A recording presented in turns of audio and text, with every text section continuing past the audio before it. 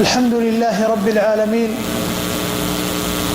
والصلاة والسلام على المبعوث رحمة للعالمين محمد بن عبد الله وعلى آله وصحبه أجمعين. أما بعد، إن أعظم ثواب ودفع للعقاب أن يتكلم الإنسان بكلام الملك الوهاب، فالقرآن هو منهج المسلم الذي يتبعه فينجو عند الله. إخواننا حفظهم الله رتبوا هذه المحاضرة للشيخ نعيم، صحيح؟ نعيم الله، ونحسبه إن شاء الله من المنعمين بالهدي النبوي صلى الله عليه وسلم.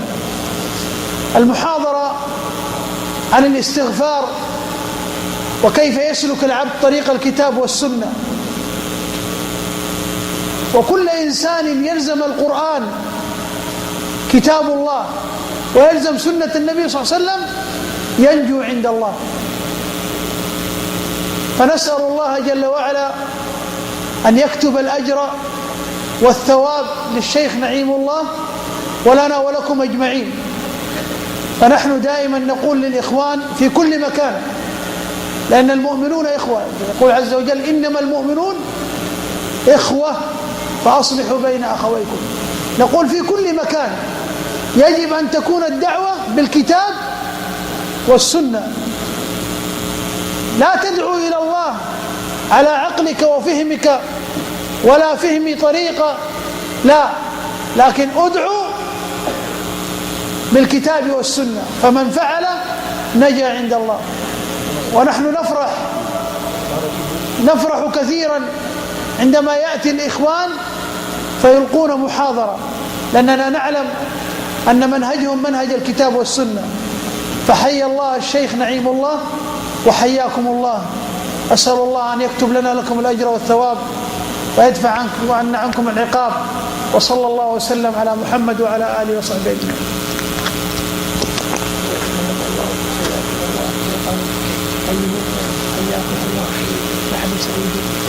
ولو أنني أحسن الأردن لكان تكلمت بالأردن، لكن لا أصل. تعال هنا يا شيخ.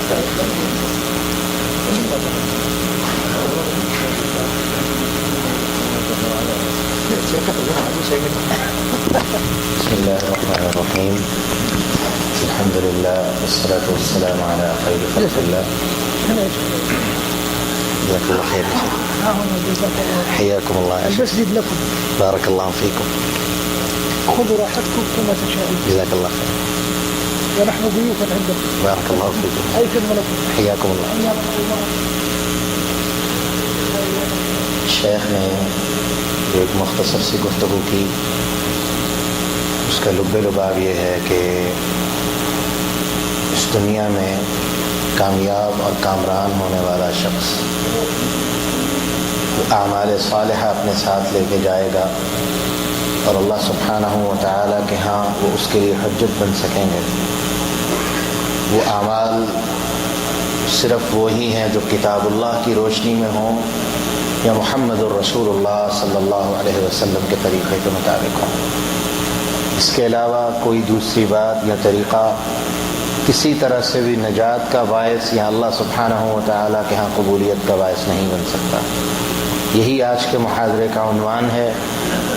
اور اس سے قبل شیخ نے جیسے فرمایا کہ انشاءاللہ استغفار کے موضوع پر بھی گفتگو ہوگی کہ ہم جیسے بھٹکے ہوئے ہیں کس طرح سے اللہ رب العالمین کی طرف واپس لوٹ سکتے ہیں.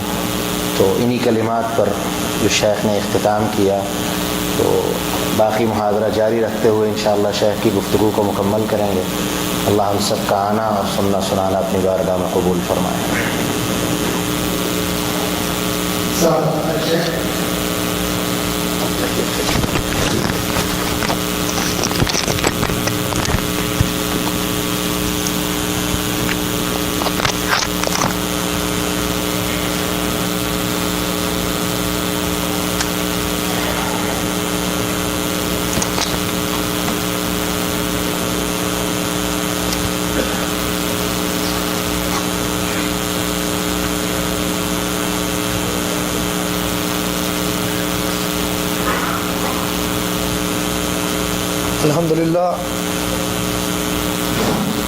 الحمدللہ الصلاۃ والسلام علی رسول اللہ، اما بعد۔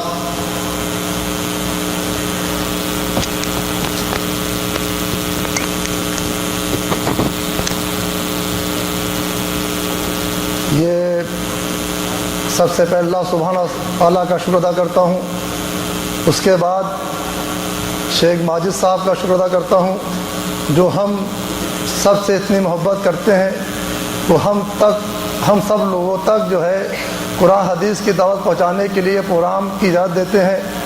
اس کے بعد آپ سبھی بھائیوں کا شکر ادا کرتا ہوں جو آپ لوگ اپنا قیمتی وقت نکال کے یہاں تک کے آتے ہیں۔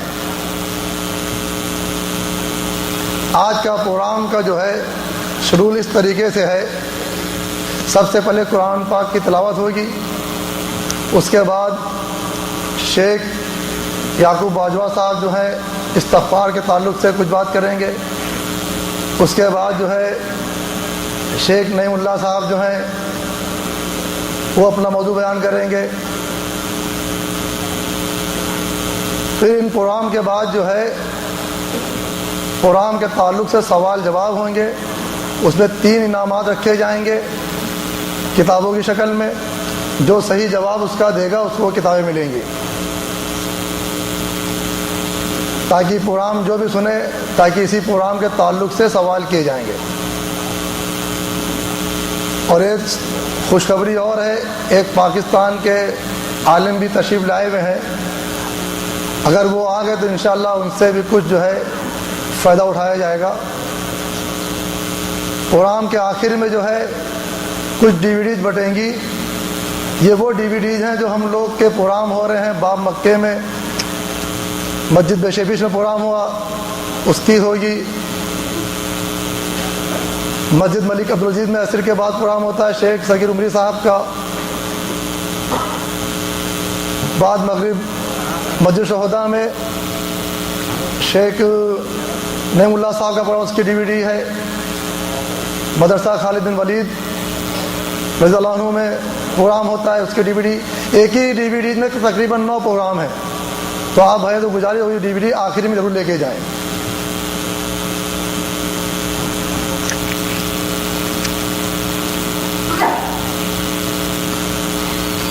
اور ہمارے وہ بھائی جو اس کام میں ہمارا حصہ بنتے ہیں، ہمارے ساتھ پورا تعاون کرتے ہیں، چاہے مال سے ہو چاہے وقت سے ہو، اور یہ محفل کو کامیاب بنانے میں ان کا بہت بڑا تعاون ہے۔ ہم سب ان کے لیے دعا کریں اور کہ اللہ تعالیٰ ان کو ایسی ہمت دے اور ایسے ہی ثابت قدم رکھے، کیوں یہ پروگرام کرنا یا کروانا آسان کام نہیں ہے۔ ہم لوگ ایک طالب علم ہیں، ہمارے ملکوں میں ہم جیسے لوگ تو بڑے عالموں کے قریب جا نہیں پاتے، اور اللہ کا بہت بڑا احسان ہے کہ ہم یہاں ایک عام آدمی ہونے کے ساتھ ساتھ ایک طالب علم کی حیثیت سے لوگوں تک اپنی بات کو پہنچا رہے ہیں۔ اللہ اس کے رسول صلی اللہ علیہ وسلم کی دعوت دے رہے ہیں، اس تک لوگوں کو بلا رہے ہیں۔ میں پروگرام کی شروعات جو ہوں عمران صاحب کو دعوت دیتا ہوں، وہ آئیں قرآن کی تلاوت سے پروگرام شروع کریں۔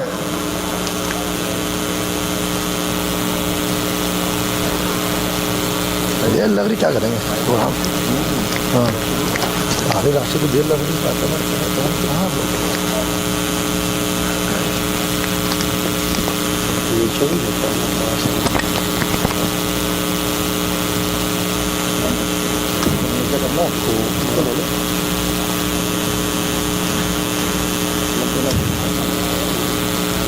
السلام علیکم ورحمۃ اللہ وبرکاتہ۔ اعوذ باللہ من الشیطان الرجیم،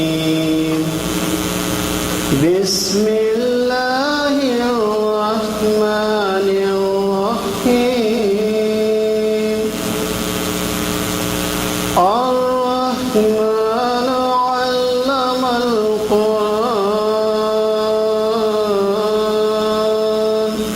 خلق الإنسان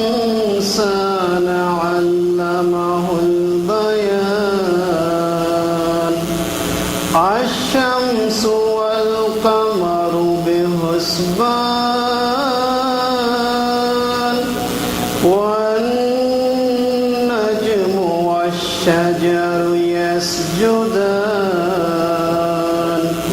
والسماء رفعها ووضع الميزان ألا تطغوا في الميزان وأقيموا الوزن بالقسط ولا تخسروا الميزان والأرض وضعها للأنام فيها فاكهة والنخل ذات الأكمام والحب ذو العصف والريحان فبأي آلاء ربكما تكذبان خلق الإنسان من صلصال كالفخار خلق الجن من مارج من نار فبأي آلاء ربكما تكذبان رب المشرقين ورب المغربين رب المشرقين ورب المغربين فبأي آلاء ربكما تكذبان السلام عليكم ورحمة الله وبركاته.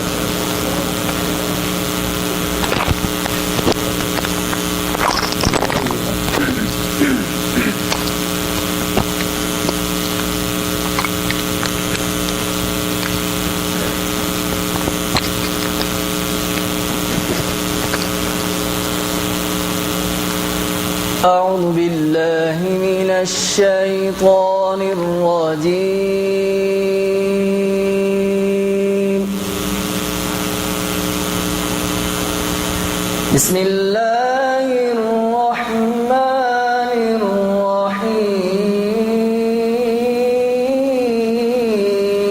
الرحيم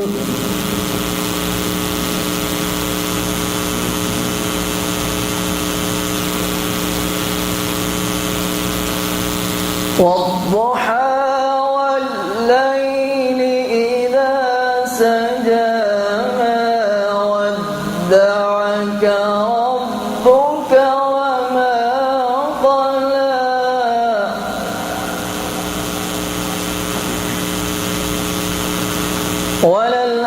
وللآخرة خير لك من الأولى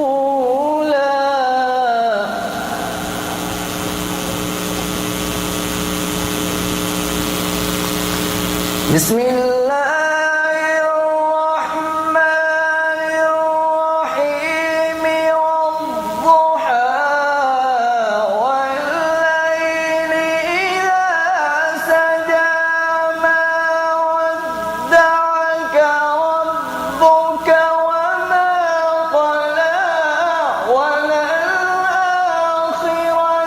خير لك من الأولى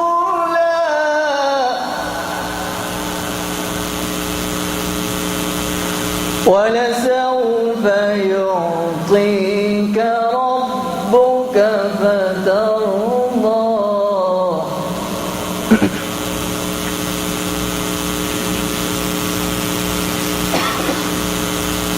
والضحى والليل إذا سجى ما ودعك ربك وما قلى وللآخرة خير لك من الأولى ولسوف يعطيك ربك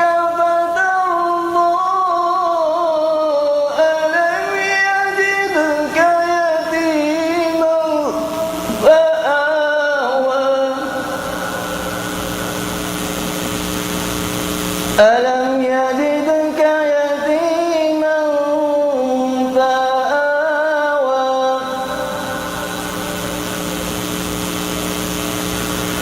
ووجدك ضالا فهدى ووجدك عائلا فأغنى فأما اليتيم فلا تقهر وأما السائل فلا تنهر وأما بنعمة ربك فحدث. الله أكبر. بسم الله الرحمن الرحيم. إنا أعطيناك الكوثر.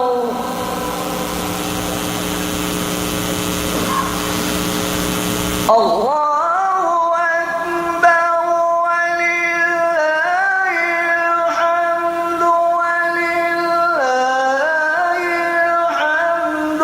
بسم الله الرحمن الرحيم. إنا أعطيناك الكوثر فصل لربك وانحر. إن شانئك هو الأبتر. فصل لربك وانحر. إن شانئك هو الأبتر.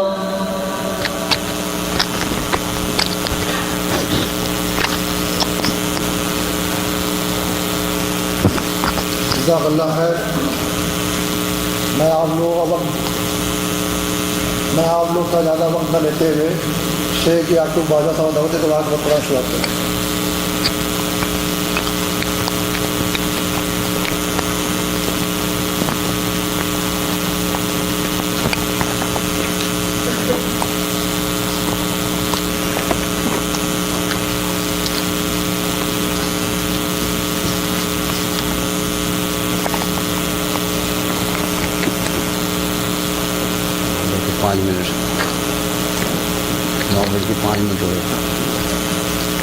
السلام علیکم ورحمۃ اللہ وبرکاتہ.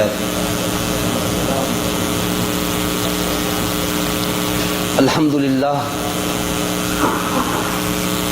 للہ نحمده ونستعینه ونستغفره ونعوذ باللہ من شرور انفسنا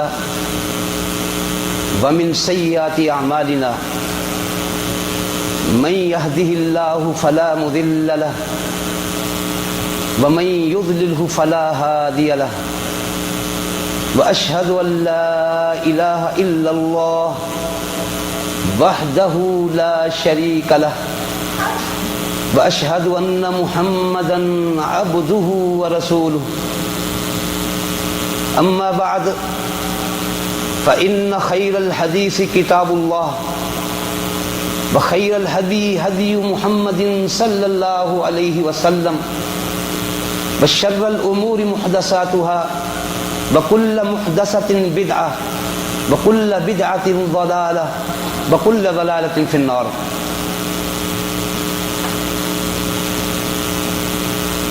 اللهم صل على محمد وعلى آل محمد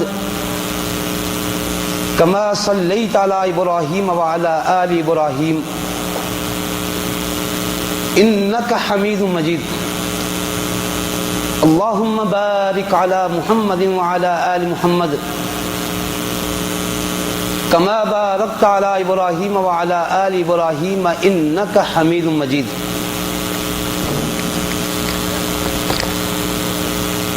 حمد و ثنا اللہ سبحانہ و تعالی کے لیے جو اس کائنات کا خالق اور مالک ہے.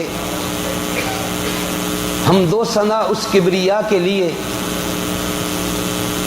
جو اکیلا ہے، یکتا ہے، احد الصمد ہے، جس کا کوئی ہمسر اور ثانی نہیں. درود و سلام سید الانبیاء احمد مجتبی جناب رسول اللہ صلی اللہ علیہ وسلم کے لیے، درود و سلام ان کے لیے جو شاہ عجم و عرب ہیں، جو محبوب خدا اور حبیب رب ہیں، آسماں کے ستاروں سے زیادہ، سمندر کے قطرات سے کئی گنا زیادہ درود و سلام سید البشر ختم الرسل دانائے سبل کے لیے، وہ معزز تھے زمانے میں مسلمان ہو کر، تم خوار ہوئے تارک قرآن ہو کر، یا رب دل مسلم کو وہ زندہ تمنا دے جو قلب کو گرما دے، جو روح کو تڑپا دے۔ وقال اللہ تبارک و تعالی اعوذ باللہ من الشیطان الرجیم فقلت استغفروا ربکم انہ کان غفارا یرسل السماء علیکم مدرارا وَيُمْدِدْكُمْ بِأَمْوَالٍ وَبَنِينَ وَيَجْعَلْ لَكُمْ جَنَّاتٍ وَيَجْعَلْ لَكُمْ أَنْهَارًا۔ اللہ سبحانہ و تعالی نے بنی نوع انسان کو پیدا کر کے اس کے ساتھ بہت عظیم نعمتیں بھیجیں، پھر انسان نے اللہ کے راستے کو چھوڑا، اس کی نعمتوں کو ٹھکرایا، اپنی مرضی سے دین کے اندر مسائل گھڑ گھڑ کے داخل کیے، کہیں شرک، کہیں بدعات، کہیں خرافات، کہیں غیر اللہ کی پوجا، کہیں پر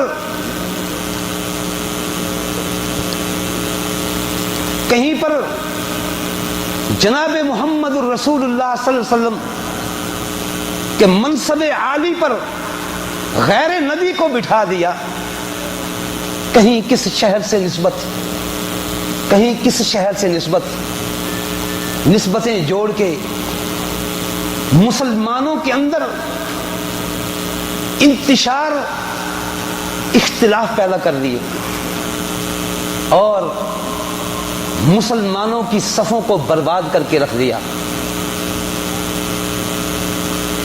مسلمان مختلف گناہوں کا شکار ہو گئے دین سمجھ کر۔ آئیے آج ہمارے اوپر پاکستان ہو، انڈیا ہو، بنگلہ دیش ہو، نیپال ہو، برما ہو، جو خطہ ہمارا ہے، یقین کیجئے کہ اس کے اوپر اللہ کے عذاب اتر رہے ہیں، عذاب نازل ہو رہے ہیں، محسوس نہیں کرتے؟ بالخصوص پاکستان کی بات کروں گا، عذاب نازل ہو رہے ہیں، کہیں زلزلوں کے عذاب، کہیں سیلاب کا عذاب، کہیں بھوک و افلاس۔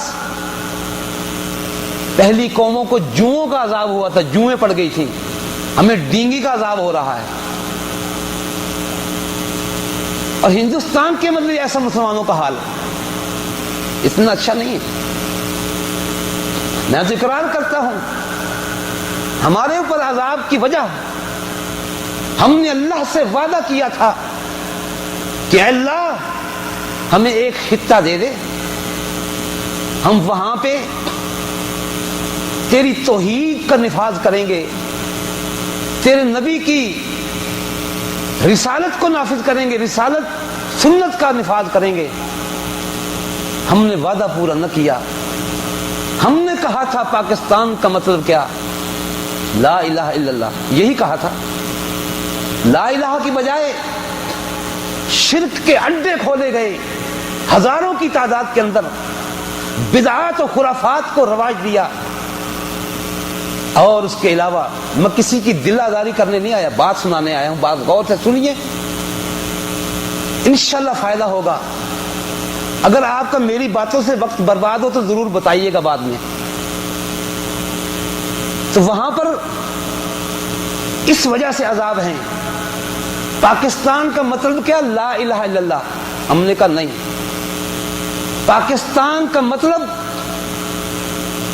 خوب کھا اور عورتیں نچا، لڑکیوں کو نچا. پورے چینل ہمارے دیکھی جا کے. عورتیں نچانے کے لیے پاکستان بنایا تھا. اب عذاب جھیلو، سیلابوں کا عذاب، کہیں پر زلزلے کا بلڈنگیں جھوم کے رہ گئی، زمین پٹ گئی، لوگوں کے چہرے مسخ ہو گئے، ایسے عذاب اترے.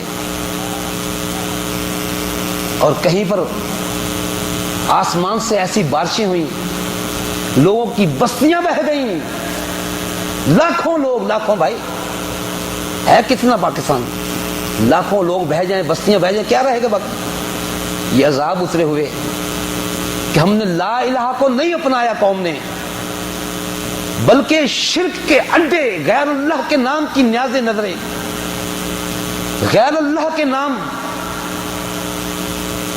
کے مسئلے دین کے اندر گھسائے گئے.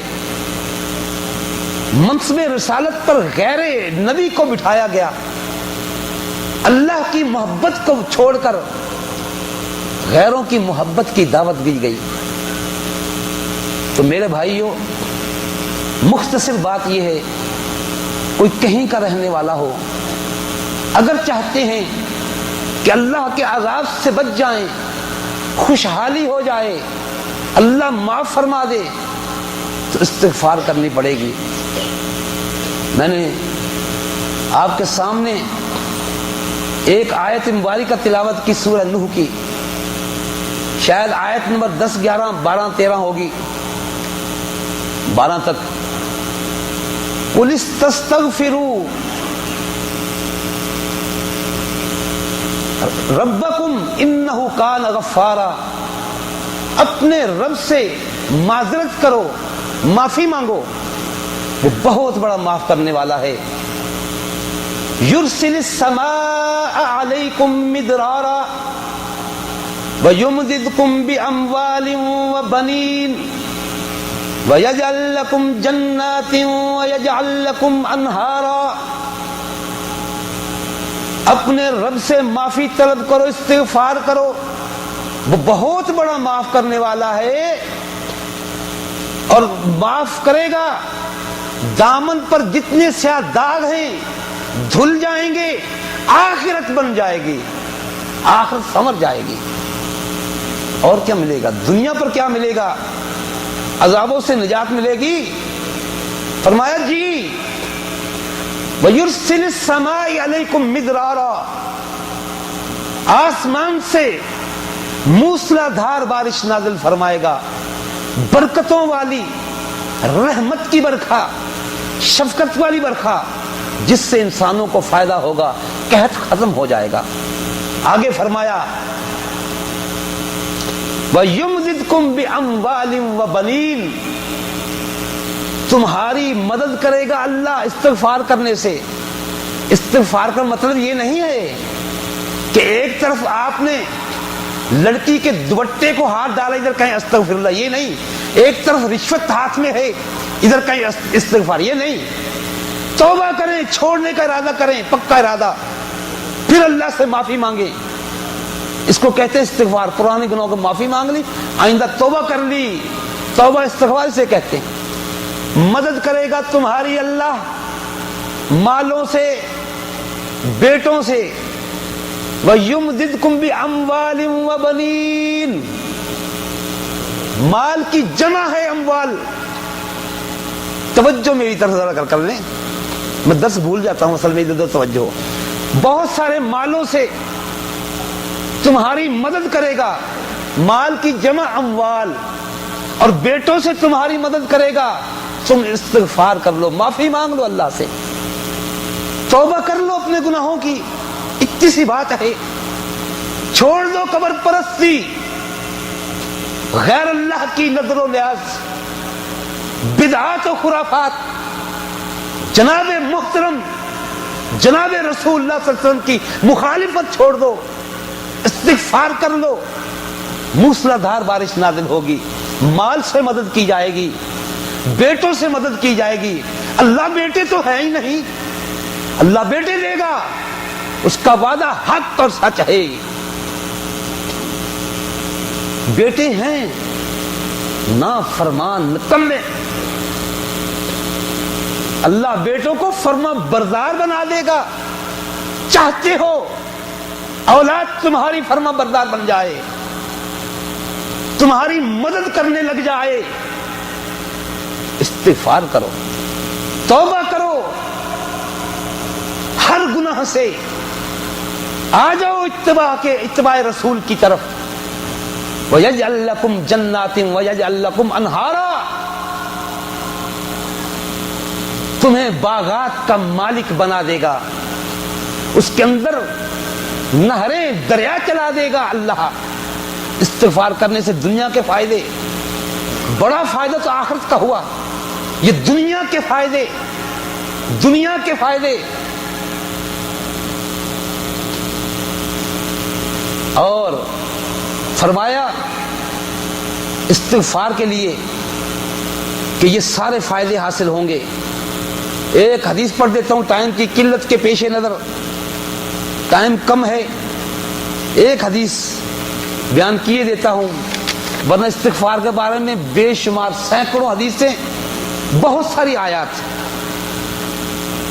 حدثنا ہشام بن عمار حدثنا الولید بن مسلم حدثنا الحکم بن مصعب حدثنا محمد بن علی بن عبد اللہ بن عباس عن ابیہ انہ حدثہ عن ابن عباس انہ حدثہ قال قال رسول اللہ صلی اللہ علیہ وسلم من لزم الاستغفار، توجہ سے حدیث سن لیجئے، من لزم الاستغفار جعل اللہ له من کل ضیق مخرجا ومن کل ہم فرجا ورزقہ من حیث لا یحتسب۔ سنن ابو داؤد حدیث نمبر 1505، باب استغفار۔ فرمایا میں نے سند پیش کی ہے حدیث کی، اللہ کے فضل سے ہماری یہ جو مجلسیں ہیں، یہ کوئی ووٹ نہیں لینے، ہم نے کوئی چندے اکٹھے نہیں کرنے، صرف اور صرف یہ مجلسیں اس لیے ہیں تاکہ لوگ کچھ سیکھ کے جائیں، کچھ لے کے جائیں، اور جا کر کے اپنے گھر والوں کو بھی بتائیں، اپنی بہنوں کو، اپنی بیٹیوں کو، اپنی بہوؤں کو، اپنے والدین کو، اہل علاقہ کے اندر یہ موتی تقسیم کریں۔ یہ مجلسیں اس لیے ہیں، خالص کتاب و سنت کی مجلسیں۔ کسی بابے کی بات نہیں کروں گا، کسی بزرگ کی بات نہیں کروں گا، بات کروں گا تو بزرگوں کے بزرگ، بلند و برتر اللہ عرش کے مالک، اس کائنات کے خالق کی بات کریں گے ہم، یا کریں گے جناب محمد الرسول اللہ صلی اللہ علیہ وسلم سید الانبیاء کی بات کریں گے انشاءاللہ۔ حدیث جو میں نے آپ کے سامنے سند کے ساتھ پیش کی ہے، نبی علیہ السلام کی زبان اطہر سے نکلے ہوئے الفاظ۔ فرمایا جو شخص من لزم الاستغفار، اپنے اوپر استغفار لازم کر لے، اٹھتے بیٹھتے چلتے پھرتے استغفار لازم کر لے، تو کیا ہوگا، اسے کیا ملے گا؟ ہر وقت کہتا ہے استغفر اللہ استغفر اللہ، یا کچھ اور طریقے ہیں، استغفر اللہ الذی لا الہ الا هو الحی القیوم واتوب الیہ، کچھ اور استغفار بھی ہیں، سید الاستغفار بھی ہے۔ ملے گا کیا؟ فرمایا ہر تنگی سے نکلنے کا راستہ، ہر تنگی سے نکلنے کا راستہ مل جائے گا۔ جعل اللہ لہ من کل ضیق مخرجا، ہر تنگی سے نکلنے کا راستہ اللہ فراہم فرما کر دیں گے اس کو. ومن کل ہم فرجا، ہر غم سے نجات مل جائے گی. غور کریں غور کریں غور کریں، ہر تنگی سے نکلنے کا راستہ بنائے گا اللہ آپ کے لیے استغفار کرنے سے. ہر غم سے نجات مل جائے گی بشرطے کہ آپ صدق کے دل سے استغفار کریں. اور کیا ملے گا؟ وَرَزَقَهُ مِنْ حَيْثُ لَا يَحْتَسِبُ، ایسی جگہ سے رزق ملے گا، اللہ دے گا جہاں سے آدمی سوچ بھی نہیں سکتا کہ مجھے یہاں سے رزق مل جائے گا، یہاں سے مجھے، جہاں سے گمان بھی نہیں کیا کبھی، اللہ وہاں سے رزق دے گا. کرنا کیا ہوگا؟ کیوں یہ سب چیزیں ملیں گی؟ استغفار کرنی پڑے گی، گناہوں کو چھوڑنا پڑے گا، اللہ سبحانہ تعالی کی اطاعت اور جناب رسول اللہ صلی اللہ علیہ وسلم کی اتباع کرنی پڑے گی، اور اس کے بعد یہ سب چیزیں اللہ سبحانہ تعالی دیں گے. ایک اور آیت مبارکہ آپ کو سناتا چلا جاؤں، سورہ ہود کی آیت ہے. اعوذ باللہ من الشیطان الرجیم وَيَا قَوْمِ اسْتَغْفِرُوا رَبَّكُمْ ثُمَّ تُوبُوا إِلَيْهِ يُرْسِلِ السَّمَاءَ عَلَيْكُمْ مِدْرَارًا وَيَزِدْكُمْ قُوَّةً إِلَىٰ قُوَّتِكُمْ وَلَا تَتَوَلَّوْا مُجْرِمِينَ. سبحان اللہ. دیکھیے کتنے بڑے انعام، کتنے موتی ہیں یہ، ہر غم سے نجات. اور اس آیت مبارکہ کے اندر فرما رہے ہیں کہ اے میری قوم، استغفار کرو اپنے رب سے، معافی مانگو، معذرت کرو، اور اس کی طرف رجوع کرو، توبہ کرو. معافی مانگو اور توبہ کرو، آئندہ نہیں کریں گے، پچھلوں کی معافی مانگو. اس آیت کے اندر بھی یہی بیان کیا گیا، یرسل السماء علیکم مدرارا، آسمان سے موسلادھار بارش نازل ہوگی، قحط ختم ہو جائے گا. اور وَيَزِدْكُمْ قُوَّةً إِلَىٰ قُوَّتِكُمْ، تمہاری قوتوں کے اندر اللہ اضافہ فرما دے گا استغفار کرنے سے. قوتوں کے اندر اللہ کا قرآن حق، اللہ کا قرآن سچ، اللہ کے وعدے حق اور برحق سچ ہیں. ذالک الکتاب لا ریب فیہ، اس کتاب کے اندر کوئی شک ہے نہیں ہے، بے عیب کتاب، بغیر شک والی کتاب. سن لیجیے اس کتاب کیا کہتی ہے. ہم نے اللہ کے راستے کو چھوڑا، نبی کے فرامین کو پسے پشت ڈالا، ہم نے وہ راہیں اختیار کی اللہ سے ملنے کے لیے جو یہودیوں نے کی، نصرانیوں نے کی، مجوسیوں نے کی، ہندوؤں نے کی. وہ راہیں انہوں نے عیسیٰ علیہ السلام کو اس حد تک بڑھایا، مبالغہ کیا کہ اللہ کا بیٹا قرار دے دیا.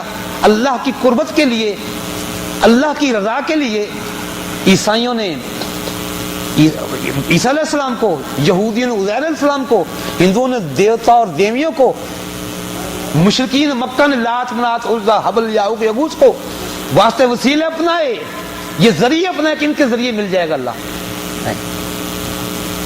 اس ذریعے سے ملے گا، اس ذریعے سے، یہ ہے صحیح راستے. وہاں سے معافی نہیں ملنے والی، وہاں سے اور گناہ آئیں گے. جو اللہ کے ہاں واسطے وسیلے ڈالے، شرک کے راستے اپنائے، شرک کے راستے اپنائے. یہ آیت کا ترجمہ سنا کے ختم کرتا ہوں. 22 منٹ ہوئے ابھی تو ختم کرتا ہوں انشاءاللہ، جلدی 10 ختم کرتا ہوں. تو اللہ سبحانہ تعالیٰ فرماتے ہیں تمہاری قوتوں کے اندر اضافہ کر دوں گا. قبیلے کی قوت، جسمانی قوت، ملک کی قوت، پورا ملک شرک اور بدعات سے منہ موڑ کر استغفار کر دے، اس پورے ملک کی قوت بڑھ جائے گی. کوئی خاندان ایسا کرے، خاندانی قوت بڑھ جائے گی. کوئی شخص ایسا کرے، اللہ اس کو قوت بخش دیں گے، اس کی عزت بڑھ جائے گی، قوت بڑھ جائے گی، ایک حوصلہ مل جائے گا توحید کا. وَلَا تَتَوَلَّوْا مُجْرِمِينَ، مجرموں کی طرح منہ تو نہ پھیرو ان باتوں سے. یہ آیت آخری آیت میں یہی وَلَا تَتَوَلَّوْا مُجْرِمِينَ. تو میرے بھائیوں، ہمیں اس بات پر جم جانا چاہیے، ڈٹ جانا چاہیے کہ ہم استغفار کریں، ڈھونڈ ڈھونڈ کر گناہوں کی معافی مانگیں، جیسے ڈھونڈ ڈھونڈ کر گناہ کیے تھے اور غیر اللہ کی راہیں اپنائی تھیں. ڈھونڈ ڈھونڈ کر اللہ کی راہوں کو اپنائیے اور اس طرح بڑھیے اور اللہ سے استغفار کیجیے. اللہ ہم سب کو معاف فرمائے. اللہ سے دعا ہے اللہ سبحانہ و تعالیٰ میں استغفار کرنے کی توفیق عطا فرمائے، ہمیں توبہ کرنے کی توفیق عطا فرمائے. اللہ سے دعا ہے اللہ سبحانہ و تعالیٰ یہ پروگرام جو کر رہے ہیں اللہ ان کی عمر اور علم اور قوت میں برکت ڈالیں. شیخ ندیم صاحب نے یہ شروع میں یہ شمع توحید روشن کی تھی اور پروانے چلے آتے ہیں اللہ اور اس کے رسول کی باتیں سننے سنانے کے لیے. اب ان کی جگہ شیخ جاوید صاحب ہیں، تو دعا کیجیے اللہ سبحانہ تعالیٰ شیخ ندیم صاحب جہاں بھی ہیں اللہ ان کو بنا اہل خانہ ان کو دنیا و آخرت میں خوشیاں نصیب فرمائے. یہ پودا انہی کا لگایا ہوا ہے. دعا ہے کہ اللہ تعالیٰ شیخ ندیم کو دنیا و آخرت میں راحت عطا فرمائیں. دعا ہے کہ اللہ سبحانہ تعالیٰ ہمارے بھائی ہمارے دوست شیخ ندیم صاحب کو دنیا و آخرت میں امن نصیب فرمائے. وصلی اللہ تعالی علی خیر خلقہ محمد وعلی آلہ وصحابہ اجمعین.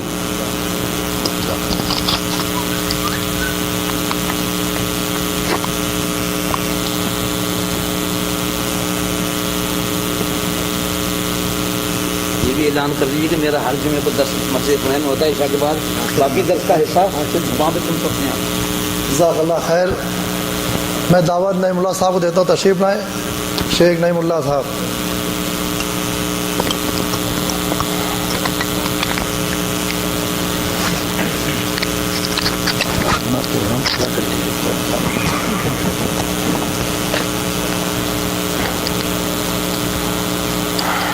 السلام علیکم ورحمۃ اللہ وبرکاتہ.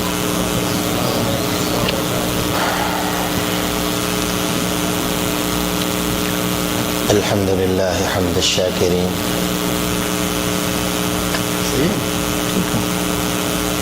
الصلاة والسلام على نبی الاولین والآخرین امامنا و امام الغر المحجلین محمد بن عبد الله وعلى آله وصحبه أفضل الصلاة وأتم التسليم. أما بعد فأعوذ بالله من الشيطان الرجيم.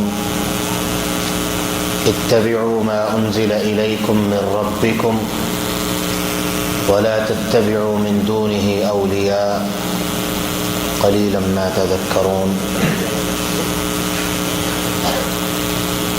وقال النبي صلى الله عليه وسلم كما رواه عبد الله بن مسعود رضي الله عنه: عليكم بسنتي وسنة خلفاء الراشدين المهديين عضوها بالنواجذ وعليكم بالبدعة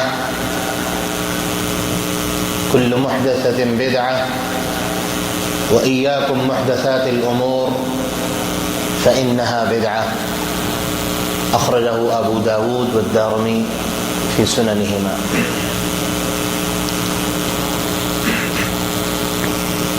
عزیز بھائیوں اور میرے بزرگ حضرات، یہ مجلس، اس کی عظمت ہم اس سے بخوبی باخبر ہیں اور واقف ہیں. مختصراً عرض یہ ہے، جس مقصد کے لیے ہم یہاں آئے، اللہ ہمیں وہ مقصد حاصل کرنے کی توفیق عطا فرمائے۔ تھوڑی سی توجہ کا طالب ہوں اور کوشش کروں گا کہ بات جامع اور مختصر کے اصول کے تحت ہو، تاکہ وقت کی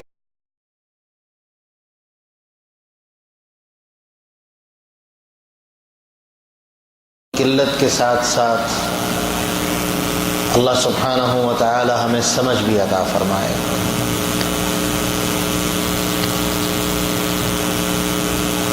مکہ کی زندگی، اسلام کا ابتدائی دور، یہ کس قدر مشکل اور کٹھن حالات تھے کہ رسول اللہ صلی اللہ علیہ وسلم بھی اپنی شریکہ حیات ام المؤمنین سیدہ عائشہ رضی اللہ عنہا سے اکثر کیا کرتے تھے۔ اسی زمانے میں مسلمانوں کے ایک گروہ نے حبشہ کی طرف ہجرت کی۔ بعض مورخین نے سن 2 اور بعض مورخین نے سن 3 نبوت کے ابتدائی 2 یا 3 سال کو اس کا مرجع قرار دیا ہے۔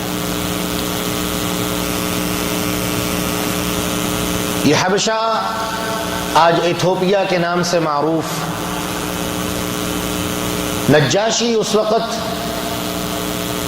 اس کے سربراہ تھے۔ کفار مکہ کا ایک گروہ ان کے پیچھے پیچھے وہاں پہنچ گیا، نجاشی کے دربار میں جا کے شکایت کی کہ یہ لوگ تو بے دین لوگ ہیں، یہ لوگ تو باغی ہیں، ان لوگوں کا قطعاً آپ کے ساتھ کوئی جوڑ اور تعلق نہیں بنتا، اور ریکویسٹ اور عرض یہ کی کہ آپ ان کو حبشہ سے نکال دیں۔ نجاشی نے مسلمانوں کو طلب کیا۔ حضرت علی رضی اللہ عنہ کے بڑے بھائی جعفر بن ابی طالب اس گروہ کے سربراہ کی حیثیت سے نجاشی کے سامنے پیش ہوئے تو نجاشی نے سوال کیا، ما بالکم، تمہارا معاملہ کیا ہے بھائی؟ کیوں یہ لوگ تمہارے بارے میں اس طرح کی باتیں کر رہے ہیں؟ تو جناب جعفر رضی اللہ عنہ نے نجاشی کے دربار میں ایک تاریخی خطاب کیا۔ وہ خطاب اگر میں یہ جملہ کہوں تو قطعاً غلط نہیں ہوگا کہ وہ اہل السنہ والجماعہ کے لیے ایک مشعل راہ ہے۔ جناب جعفر کھڑے ہوئے، فحمد اللہ وثنى علیہ، اللہ کی حمد و ثنا بیان کی، اور اس کے بعد کہنے لگے کہ ہم وہ لوگ تھے جن میں کائنات کی ہر برائی موجود تھی، بیٹیوں کو زندہ دفن کرتے تھے، بتوں کو پوجتے تھے، اخلاقیات نام کی کوئی چیز ہمارے اندر موجود نہیں تھی۔ گویا کہ مکے کے اندر انسان تو تھے لیکن انسانیت نہیں تھی، انسان تو رہتے تھے لیکن ان کی عادات اور اخلاقی معاملات وہ حیوانوں سے زیادہ بدتر۔ بتوں کی پرستش، سال ہر سال تک لڑائیاں، مختصراً یہ کہ کائنات کی اس وقت من جملہ ہر برائی ہمارے اندر موجود تھی کہ اللہ سبحانہ و تعالی نے محمد صلی اللہ علیہ وسلم کو ہماری طرف مبعوث کیا، اور انہوں نے ہمیں دعوت دی کہ لوگوں بچیوں کو زندہ دفن نہ کرو، لوگوں بتوں کو چھوڑ کے اللہ وحدہ لا شریک کی عبادت کرو۔ انہوں نے ہمیں وہی بات کہی جو اس سے پہلے انبیاء اور رسل کہتے آئے۔ انہوں نے ہمیں ہدایت کی طرف بلایا، گمراہی کو چھوڑنے کی طرف بلایا۔ بادشاہ صاحب، اس سے آگے ہمارا کوئی جرم نہیں ہے، یہی ہمارا جرم ہے، یہی ہمارا مدعا ہے، یہی ہمارا مسئلہ ہے۔ آج جس دور اور زمانے سے ہم گزر رہے ہیں،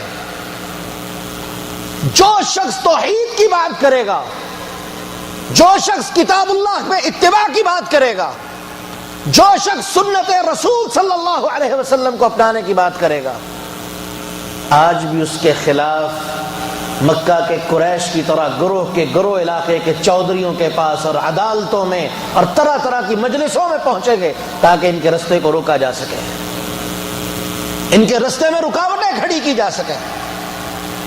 لیکن دنیا جانتی ہے کہ مکہ کے وہ رہنے والے جن کے اندر انسان تو تھے، انسانیت نہیں تھی، جب انہوں نے اللہ سبحانہ و تعالی کی کتاب پہ عمل کیا، محمد الرسول اللہ صلی اللہ علیہ وسلم کو اپنا متبع مانا، رہبر و رہنما مانا، تاریخ نے اس بات کی گواہی دی ہے اور قیامت تک یہ گواہی قائم رہے گی کہ وہ عرب و عجم کے بادشاہ بن کے دنیا کے اندر ظاہر ہوئے ہیں۔ وہ اتنی عظیم ہستیاں کہ وہ زمین پہ بیٹھ کے کتاب اللہ کی تلاوت کرے، وہ زمین پہ چلے، رب العالمین ان کی تلاوتوں کی آوازیں اور ان کے قدموں کی آہٹیں جنت میں سنایا کرتے تھے۔ سبب کیا تھا؟ کیا لے کے چلے تھے؟ وہ دو ہی اصول لے کے چلے تھے، اور یہ دو اصول امام الانبیاء جناب محمد الرسول اللہ صلی اللہ علیہ وسلم ہمیں دے کے گئے۔ ترکت فیکم امرین لن تضلوا، ترکت فیکم امرین لن تضلوا، لوگوں میں تمہارے درمیان دو معاملے چھوڑ کے جا رہا ہوں، دو اصول چھوڑ کے جا رہا ہوں، دو زندگی کے لیے ضابطہ حیات چھوڑ کے جا رہا ہوں۔ لن تضلوا، کون کہہ رہا ہے؟ امام الانبیاء۔ کون کہہ رہا ہے؟ جو اپنی مرضی سے بات نہیں کرتے، آسمان سے پیغام آتا ہے تو زبان حرکت کرتی ہے۔ میں یہاں اپنی بات کو آگے چلانے سے پہلے ایک نقطہ سمجھا دوں۔ وحی کی دو قسمیں ہیں، کیونکہ یہ آج ہمارے موضوع میں یہ بات کھل کے ہوگی۔ وحی کی دو قسمیں ہیں، وحی جلی، وحی خفی۔ سادے لفظوں میں ایک ظاہر وحی، ایک خفیہ وحی، ایک اعلانیہ وحی اور ایک چھپی ہوئی وحی۔ اعلانیہ وحی وہ قرآن مجید ہے جو رب العالمین کا کلام ہے، اور اللہ سبحانہ و تعالی نے جبریل کے توسط سے محمد الرسول اللہ صلی اللہ علیہ وسلم کے قلب اطہر پہ نازل فرمایا۔ دوسری وحی، وحی خفی، جو خفیہ وحی ہے، وہ خیالات، وہ القاءات، وحی کا وہ سلسلہ جس کا بنیادی مضمون اور مفہوم وہ اللہ رب العالمین کا ہوتا تھا، اور الفاظ جناب محمد الرسول اللہ صلی اللہ علیہ وسلم کے وہ حدیث کی شکل میں آج ہمارے درمیان موجود ہے۔ وحی جلی، وحی خفی۔ حدیث وحی خفی ہے، اور جو لوگ اس کا انکار کرتے ہیں حقیقت میں وہ سنت کا انکار کرنا چاہتے ہیں۔ آگے چل کے اس پہ بات کرتے ہیں انشاءاللہ۔ اور اللہ کے رسول گارنٹی دے رہے ہیں، دائیں ہاتھ سے بات، لن تضلوا۔ عربی جاننے والے حضرات، گرامر پڑھنے والے حضرات یہ جانتے ہیں کہ لن کو جب مضارع پہ داخل کیا جائے تو یہ نفی کا معنی دیتا ہے اور نفی تاکید کا معنی دیتا ہے۔ کبھی بھی تم گمراہ نہیں ہو سکتے، گمراہی کے قریب بھی نہیں پھٹک سکتے۔ لن تضلوا، کبھی بھی تم گمراہ نہیں ہو سکتے، یہ زبان نبوت گارنٹی دے رہی ہے اور رب العالمین کی طرف سے دے رہی ہے۔ کب تلک ما تمسکتم بہما، جب تک ان دو ضابطہ حیات کو تھامے رکھو گے، اپنی زندگی کو ان دو ضابطہ حیات کے مطابق لیے چلو گے، تم کامیاب اور کامران ٹھہرو گے، کبھی گمراہ نہیں ہو سکے گے۔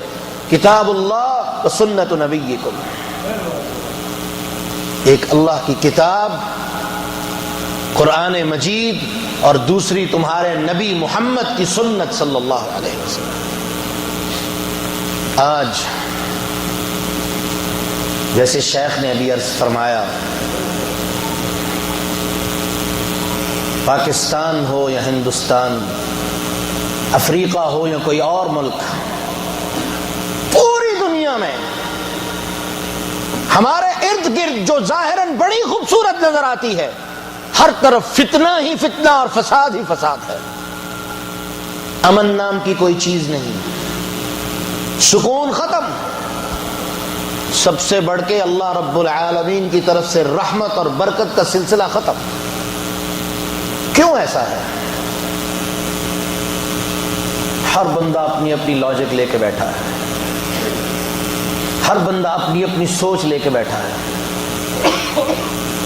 جس کے پاس جو علم ہے وہ اپنے علم کے زاویے سے اس کے لیے کوئی نہ کوئی حل اور کوئی نہ کوئی فکر لے کے بیٹھا ہے.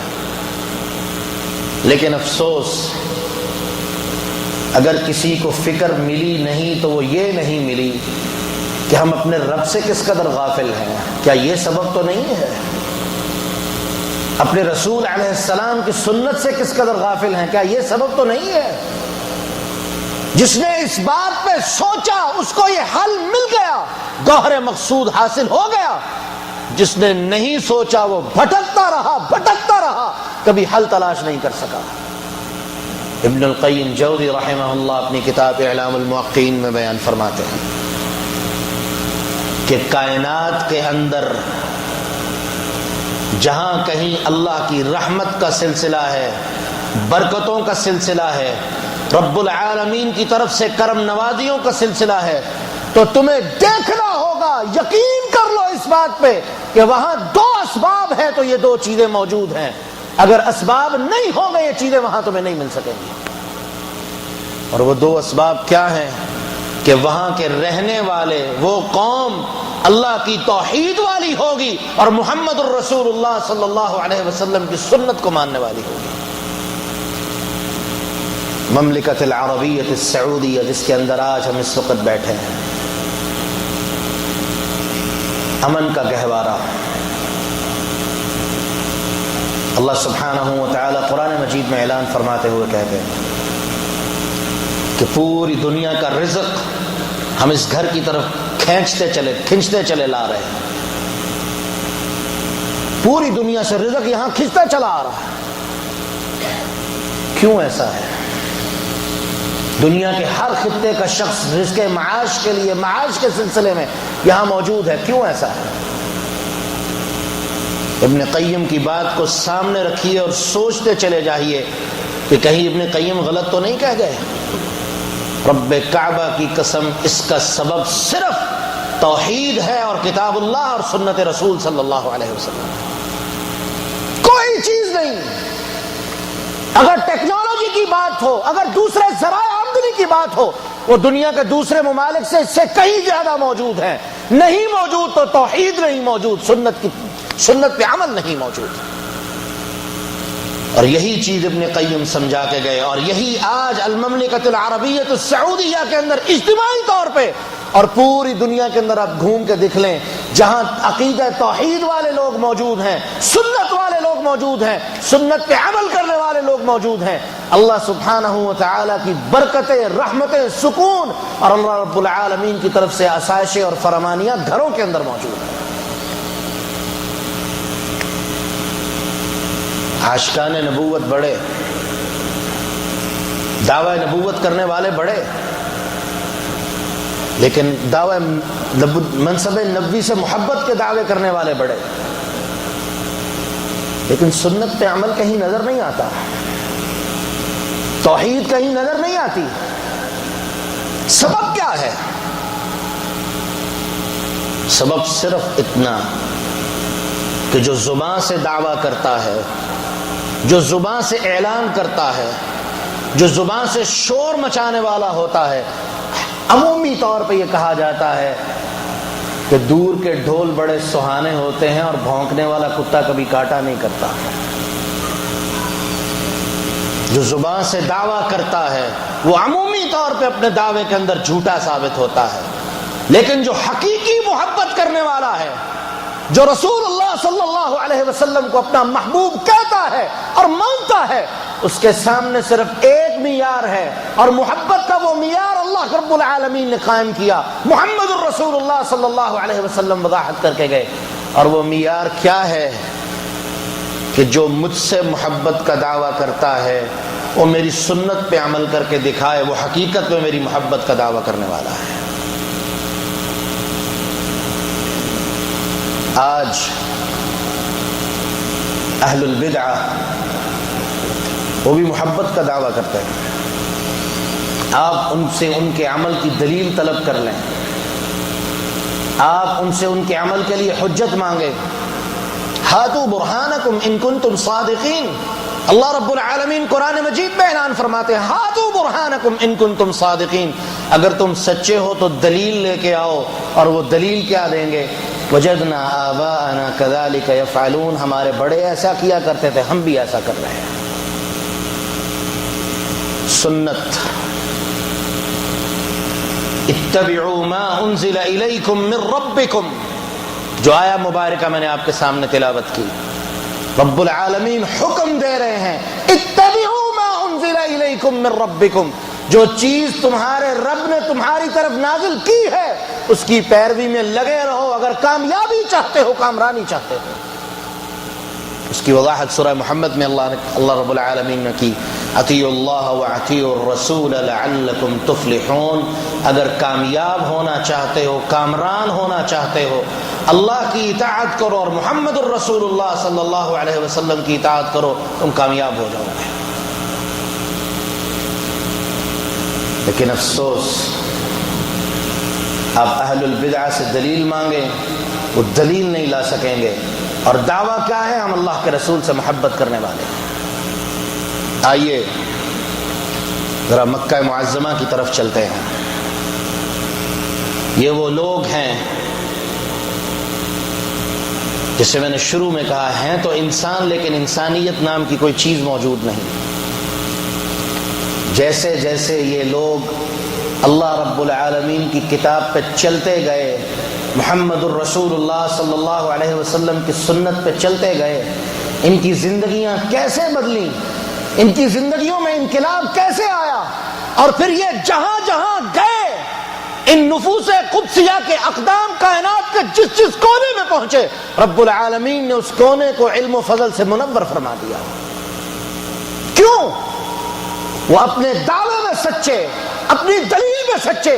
وہ دعویٰ یہ کرتے تھے کہ ہم محمد الرسول اللہ صلی اللہ علیہ وسلم سے محبت ماں کرنے والے ہیں, اور وہ دلیل کیا پیش کرتے تھے کہ اللہ کے رسول یہ کام ایسے کیا کرتے تھے, ہم یہ کام تمہیں عملی طور پہ کر کے دکھا رہے ہیں. اتبعوا ما انزل الیکم من ربکم. اگر امن چاہتے ہو, سکون چاہتے ہو, اطمینان چاہتے ہو, تمہیں قبروں کو چھوڑنا ہوگا, رب العالمین کو ماننا ہوگا, تمہیں قبروں کی پجاریت کو چھوڑنا ہوگا, رب العالمین کی عبادت اور پرستش میں وقف کرنا ہوگا اپنے آپ کو. اگر سکون چاہتے ہو تو محمد الرسول اللہ صلی اللہ علیہ وسلم کو اسوہ حسنہ مان کے ان کی زندگی کے مطابق چلنا پڑے گا, اور اس کے مقابلے میں تمام رستے, تمام طریقے, امام, قطب, اولیاء وغیرہ وغیرہ, ان سب کو چھوڑنا پڑے گا, ان کا انکار کرنا پڑے گا. مکہ والوں کے پاس کیا نہیں تھا؟ پوجنے کے لیے بت تھے, عیاشی کا ہر سامان ان کے پاس تھا. انہیں کس بات کی مخالفت تھی اللہ کے رسول صلی اللہ علیہ وسلم سے؟ کس چیز کے بارے میں وہ اللہ کے رسول کے مخالف تھے؟ جواب بڑا سادہ. اللہ کے رسول کہتے تھے ان کو چھوڑ دو, ایک اللہ کی طرف آؤ. وہ کہتے تھے ہم نے تو اپنی ہر ضرورت کے لیے الگ الگ بت بنا رکھا ہے, الگ الگ بت رکھا ہوا ہے, اس سے یہ ضرورت, اس سے یہ ضرورت, اس سے یہ ضرورت, کہاں ایک اللہ؟ بات تو سمجھ ہی نہیں آتی. لیکن اللہ کے رسول نے کہا تم سمجھ کے دیکھو, اللہ تمہیں اپنی رحمت سے سمجھا دیں گے اور تمہیں سمجھ آ جائے گی کہ یہ سب کے سب غلط ہے. عمران بن حسین رضی اللہ عنہ اللہ کے رسول کے پاس آئے, اور آتے ہی اللہ کے رسول کے ساتھ لڑنا شروع کر دیا. صحابہ غصے میں آئے, آپ نے کہا اس کو کچھ نہ کہو, اس کو میرے پاس بیٹھ جائے. عمران ابن حسین اللہ کے رسول کے پاس بیٹھ گئے. کہا عمران ایک بات بتاؤ, کم الہ تعبد, کتنے الہوں کی عبادت کرتے ہو؟ کہنے لگے 365 جو مکہ کے اندر بیت اللہ کے اندر ہیں, 365 میں ان کی عبادت کرتا ہوں. اللہ کے رسول فرمانے لگے عمران یہ تو بہت زیادہ تعداد ہے, سوچ کے بتاؤ کہ کتنے ایسے ہیں جن کے بغیر تمہارا کوئی چارہ نہیں. بات مختصر, ترمذی کے اندر مفصل روایت موجود ہے. کرتے کرتے عمران ابن حسین کہنے لگے 7 ایسے ہیں جن کے بغیر کوئی چارہ ہی نہیں ہے، ہم سمجھتے ہیں کہ ان کے بغیر تو دنیا کا بھی وجود کوئی نہیں۔ میں نے کہا عمران ان 7 کے علاوہ بھی کوئی ہے؟ فرمایا ہاں، ایک آسمان والا ہر حال میں ہے۔ اللہ کے رسول فرماتے ہیں عمران ایک بات بتاؤ، کبھی ایسا بھی ہوا کہ یہ 7 کے 7 بھی رابطے سے گئے؟ کئی دفعہ جب یہ 7 کے 7 بھی رابطے سے گئے تو پھر رابطہ کہاں؟ کہا ایک آسمان والا جو ہے وہ کبھی بھی ہمارے رابطے سے دور نہیں ہوا، ہم ہر حال میں اور ہر وقت اس کے رابطے میں رہے ہیں۔ اللہ کے رسول صلی اللہ علیہ وسلم فرمانے لگے عمران یہی تو میری دعوت ہے کہ وہ 7 کبھی بھی کسی طرح بھی تمہارے رابطے میں نہیں تھے، نہ تمہارے کسی کام آ سکتے تھے۔ وہ ایک اللہ ہی ہے جو عرش پہ بیٹھا ہے، الرحمن علی العرش استوى، وہی ہر حال میں تمہارے کام آ رہا ہے اور وہی تمہاری ساری ضرورتوں کو پورا کرنے والا ہے۔ عمران کہتے ہیں اللہ کے رسول مجھے سمجھ آ گئی ہے، یہ دعوت لے کے جو چلے گا سمجھائے گا اسے سمجھ آتی چلی جائے گی، لیکن اگر سمجھنے سے انکار کر دے تو یاد رکھیے رب العالمین کی طرف سے ایک مہر لگا دی گئی ہے جس کو کوئی توڑ نہیں سکتا، دنیا کا کوئی کلام اس مہر پہ اثر نہیں کر سکتا۔ آج قبروں کے پجاری ان کے اندر اور ان لوگوں کے اندر جو مکہ کے اندر بتوں کی پرستش کرتے تھے کیا فرق ہے؟ وہ لوگ جو اپنے ہاتھوں سے بت تراش کے اپنے سامنے رکھتے تھے اور وہ لوگ جو اپنے ہاتھوں سے مردے کو دفن کر کے آتے ہیں، کیا فرق ہے؟ کوئی فرق نہیں۔ لیکن اس کے برعکس جہاں توحید والا کوئی بات کرے گا، جو یہ دعویٰ کرے گا، یہ دعوت دے گا اتبعوا ما انزل الیکم من ربکم، تمہارے رب نے جو نازل کیا ہے قرآن کی شکل میں، حدیث کی شکل میں، اس کے اوپر عمل کرو، دنیا آپ کی مخالفت میں کھڑی ہو جائے گی۔ لیکن مبارکباد ہے ان لوگوں کے لیے جو اس مخالفت کو اپنے سینے پہ لیتے ہیں، جو اس مخالفت کو اپنے سینے پہ سجاتے ہیں۔ رب العالمین ایسے لوگوں سے کتنی محبت کرتا ہے۔ صحیح البخاری میں روایت موجود ہے، زید بن عمرو بن نفیل روایت کرتے ہیں کہ رسول اللہ صلی اللہ علیہ وسلم نے مجھے میرے باپ کا قصہ سنایا، اور وہ قصہ کیا تھا کہ عمر بن نفیل یہ مکہ کے رہنے والے تھے اور بت پرستی سے بیدار تھے۔ رسول اللہ صلی اللہ علیہ وسلم کی نبوت کا زمانہ ابھی شروع نہیں ہوا تھا۔ ایک دن یہ اپنی قوم سے نکلے اور اعلان کر دیا کہ مکہ والوں، میں یہ تمہاری بت پرستی، نہ میری عقل اس کو تسلیم کرتی ہے، نہ میں اس کو ماننے کے لیے تیار ہوں، اور میں اس پورے طریقہ ہے عبادت کا مخالف ہوں، باغی ہو کے جا رہا ہوں، تم لوگوں کو چھوڑ رہا ہوں۔ عیسائیوں کے پاس گئے، عیسائیوں نے کہا آئیے، موسٹ ویلکم، لیکن بات یہ ہے کہ اللہ رب العالمین نے ہمیں ضال یعنی گمراہ کہا ہے، تو آپ کو ہمارے ساتھ گمراہی کا حصے دار بننا پڑے گا، اس کے بعد آپ عیسائیت کو قبول کر سکتے ہیں۔ عمر ابن نفیل کہتے ہیں یہی چیز تو مکہ چھوڑ کے میں آ رہا ہوں، یہی کچھ تو مکہ میں تھا جسے چھوڑ کے میں آ رہا ہوں کہ گمراہی سے بچ جاؤں، صحیح رستے پہ چل کے زندگی گزاروں۔ انہوں نے کہا جی پھر معذرت۔ وہاں سے نکلے یہودیوں کے پاس چلے گئے کہ آپ میری کوئی مدد کر سکتے ہیں؟ انہوں نے کہا بالکل آئیے، قبول کیجئے، یہودیت کو ہم قبول کروانے کے لیے تیار ہیں، لیکن ایک بات ذہن میں رہے کہ اللہ رب العالمین نے ہمیں مغضوب یعنی گمراہ اور ایسی قوم جس کے اوپر اللہ کا غضب اور غصہ نازل ہوا ہو وہ قوم قرار دیا ہے، ہم مغضوب ہیں، اللہ کے غضب والے ہیں، تو آپ کو ہمارے ساتھ ساتھ اللہ کے غضب کا حصے دار بننا پڑے گا۔ اگر آپ اس بات کو قبول کرنے کے لیے تیار ہیں تو آئیے یہودیت کو قبول کر لیجیے۔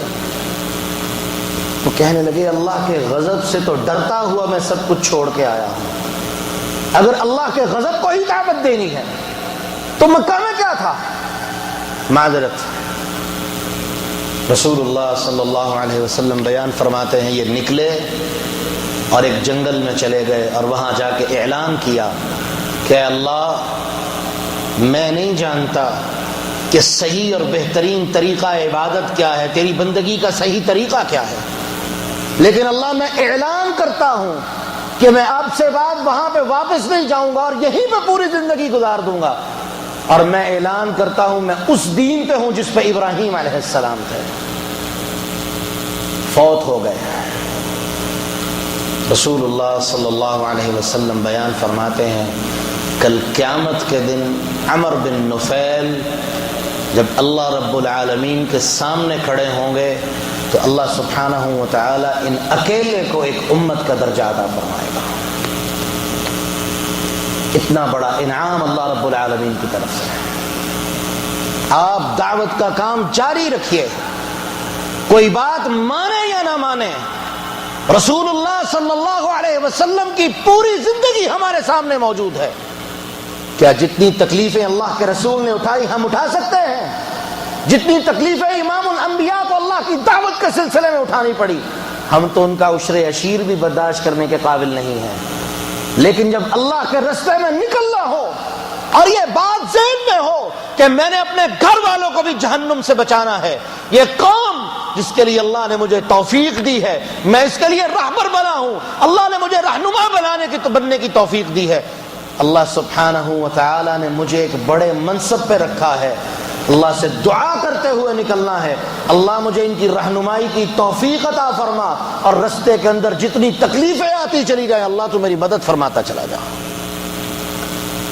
بے شک دعوت اللہ کی ہے، اللہ کی طرف بلانا ہے، لیکن کوئی دعوت بھی اللہ رب العالمین کی توفیق کے بغیر کبھی بھی کامیاب اور مکمل نہیں ہو سکتی۔ ابراہیم علیہ السلام کا اسوہ موجود ہے، نکلے اللہ کے حکم سے نکلے، رب العالمین نے حکم دیا، بیوی بچے کو چھوڑ دیا، لیکن اس کے بعد بھی عاجزی کی انتہا یہ ہے کہ ربنا تقبل منا، اے اللہ اس عمل کو اپنے لیے قبول فرما لے، ہم سے قبول فرما لے۔ اللہ سے دعائیں کرتے چلے جائیں، اللہ سے توفیق مانگتے چلے جائیں، اور کائنات کو گمراہیوں سے نکالنے کی کوشش کرتے چلے جائیں۔ اللہ سبحانہ و تعالی نے اس بات کے اوپر مفسرین کا اجماع ہے، جن چیزوں کی قسم اللہ رب العالمین نے قرآن مجید میں اٹھائی ہے وہ چیزیں اپنی ذات کے اندر ایک بہترین برکت والی اور انتہائی بہترین چیزیں ہیں جن کی قسم اللہ رب العالمین نے قرآن مجید میں اٹھائی ہے، اور ان کی فضیلت کے لیے صرف اتنی بات ہی کافی ہے کہ رب العالمین نے ان چیزوں کا نام لے کے ان کی قسم اٹھائی ہے، اور ان چیزوں میں سے ایک چیز، ایک اعزاز جناب محمد الرسول اللہ صلی اللہ علیہ وسلم کو حاصل ہے جو کسی نبی کو نہیں ملا، اور وہ اعزاز یہ ہے کہ اللہ رب العالمین نے رسول اللہ صلی اللہ علیہ وسلم کی عمر کی قسم اٹھائی ہے۔ اللہ فرماتے ہیں لعمرک، اے محمد مجھے آپ کی عمر کی قسم، انہم لفی سکرتہم یعمہون، یہ اپنی بدہوشیوں کے اندر حیران پھر رہے ہیں، انہیں عقل نہیں کہ محمد کتنی بڑی اللہ کی طرف سے نعمت ہے ان کے درمیان، یہ لوگ اس کی قدر کرنے کے لیے تیار نہیں۔ آج ہماری حالت بھی یہی ہے، جہاں جہاں آپ سنت کی دعوت دیں گے لوگ آپ کو بدعت کے ذریعے سے ٹھکرا دیں گے، جہاں جہاں آپ سنت کی بات کریں گے لوگ آپ کے مقابلے میں امام کا قول پیش کر دیں گے، جہاں جہاں آپ اللہ کے رسول کی سنت کی بات کریں گے لوگ آپ کے سامنے دوسرے لوگوں کا عمل پیش کرتے چلے جائیں گے۔ نتیجہ آج ہمارے سامنے موجود ہے، فتنہ، فساد، مشاکل، تکلیفیں، سکون، غضب۔ سبب کیا ہے؟ ہم نے اللہ کے رسول صلی اللہ علیہ وسلم کی سنت کو چھوڑا، اللہ سبحانہ و تعالی نے ہمیں ذلیل اور گمراہ کر دیا۔ اور یہی حدیث میں نے شروع میں آپ کے سامنے پڑھی، اللہ کے رسول بیان فرماتے ہیں لوگو علیکم بسنتی، میری سنت کو لازم پکڑ لو، وہ سنت خلفاء الراشدین، اور میرے جو خلفاء راشدین ہیں ان کے طریقے کو اپنے اوپر لازم پکڑ لو، وَإِيَّاكُمْ وَالْمُحْدَثَاتِ، اور بدعتوں سے بچتے رہنا۔ اور دوسری بات جو درمیان میں مس ہوگی، اللہ کے رسول فرماتے ہیں وَعَضُّوهَا بِالنَّوَاجِزِ، سنت کو اتنی مضبوطی سے تھام لو کہ کوئی طریقہ، کوئی رستہ، کوئی چیز تم سے سنت کو جدا نہ کرنے پائے، کوئی چیز تمہیں سنت سے جدا نہ کر دے۔ اگر تم سنت سے جدا ہو گئے لو ترکتم سنت نبیکم لضللتم، اگر سنت کو چھوڑ دو گے، سنت کا انکار کر دو گے، رب العالمین جواب میں صرف ایک کام کرے گا اور وہ تمہیں دنیا اور آخرت کے لیے کافی ہوگا، اور وہ صرف ایک چیز کیا ہے؟ اللہ رب العالمین تمہیں گمراہی کے اندر مبتلا کر دے گا۔ جو گمراہ ہو گیا اس کی دنیا بھی برباد، آخرت بھی برباد۔ آج ہم کس جگہ پہ کھڑے ہیں؟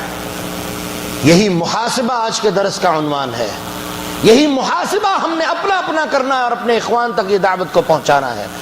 آج ہم کس جگہ پہ کھڑے ہیں؟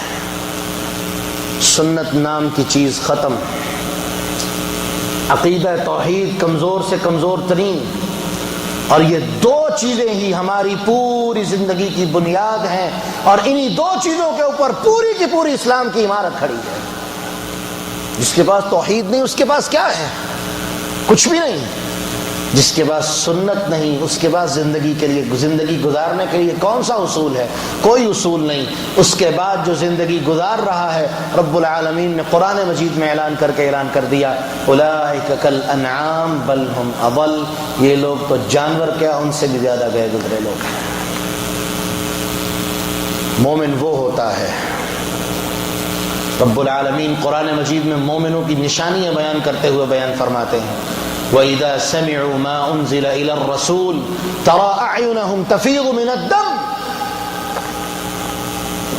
کہ جان لو وَإِذَا سَمِعُوا مَا أُنزِلَ إِلَى الرَّسُولِ، کہ مومن کے سامنے، مومن کے کان جب اس بات کو سنتے ہیں، مومن کے سامنے جب یہ چیز پیش کی جاتی ہے، یہ کتاب اللہ ہے، یہ اللہ کی کتاب کا فیصلہ ہے، یہ سنت رسول صلی اللہ علیہ وسلم ہے۔ مومن کون ہے؟ قرآن کہہ رہا ہے وَإِذَا سَمِعُوا مَا أُنزِلَ إِلَى الرَّسُولِ تَرَى أَعْيُنَهُمْ تَفِيضُ مِنَ الدَّمْعِ، ان لوگوں کی آنکھیں ظاہر جاری ہو جاتی ہیں۔ آنکھوں سے اللہ سبحانہ وتعالی نشانی بیان کر رہے ہیں کہ ان کی آنکھوں سے آنسو جاری ہو جاتے ہیں، آنسو بہہ پڑتے ہیں، اور وہ کیا کہتے ہیں؟ تفیض من الدمع مما عرفوا من الحق۔ کیوں آنسو جاری ہوتے ہیں؟ کیوں آنسو نکلتے ہیں؟ رب العالمین نے سبب بھی بیان کر دیا، مما عرفوا من الحق، اس وجہ سے کہ وہ حق کو پہچان لیتے ہیں، انہیں سمجھ آ جاتی ہے یہ اللہ رب العالمین کا پیغام ہے جو مجھ تک پہنچا ہے، حق ہے، سچ ہے، میرے سامنے آ گیا۔ اور وہ کیا کہتا ہے؟ ربنا آمنا فاکتبنا مع الشاہدین، اللہ تیرا پیغام آ گیا، ہم ایمان لے آئے، اللہ اب تو ہمارا نام گواہوں کی فہرست میں شامل فرما دے۔ اور یہ گواہی کیا ہوگی؟ یہ گواہی کس طرح ہوگی؟ رب العالمین نے زمین کو گواہ بنا دیا ہے، انسان کا ایک ایک اعضاء اللہ سبحانہ وتعالی نے گواہ بنا دیا ہے۔ اور کیسے؟ اللہ سبحانہ وتعالی قرآن مجید میں بیان فرماتے ہیں یومئذ تحدث اخبارها، یہ زمین قیامت کے دن ایک ایک خبر بیان کرے گی۔ کیوں؟ بأن ربک اوحی لها، کیونکہ تیرے رب نے زمین کو حکم دے رکھا ہے تیرے اوپر کھڑا ہو کے جو کہیں جو عمل بھی کرے اسے اپنے اندر محفوظ کر لے، سیو کر لے، اپنی میموری کے اندر اس کو شامل کر لے، اور جب میں تیرا رب تجھے حکم دوں میرے سامنے پوری کی پوری ہسٹری بیان کر دے۔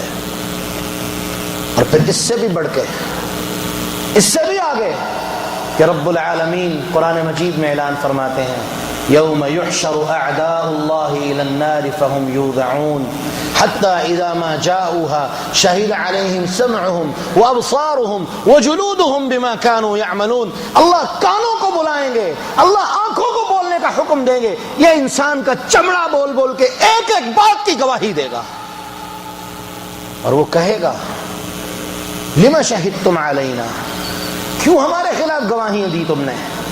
وہ جواب میں کہیں گے قالوا انطقنا اللہ الذی انطق کل شیء، آج اس رب نے ہمیں بولنے کا حکم دیا جس رب نے ہر چیز کو بولنے کی طاقت عطا کی ہے۔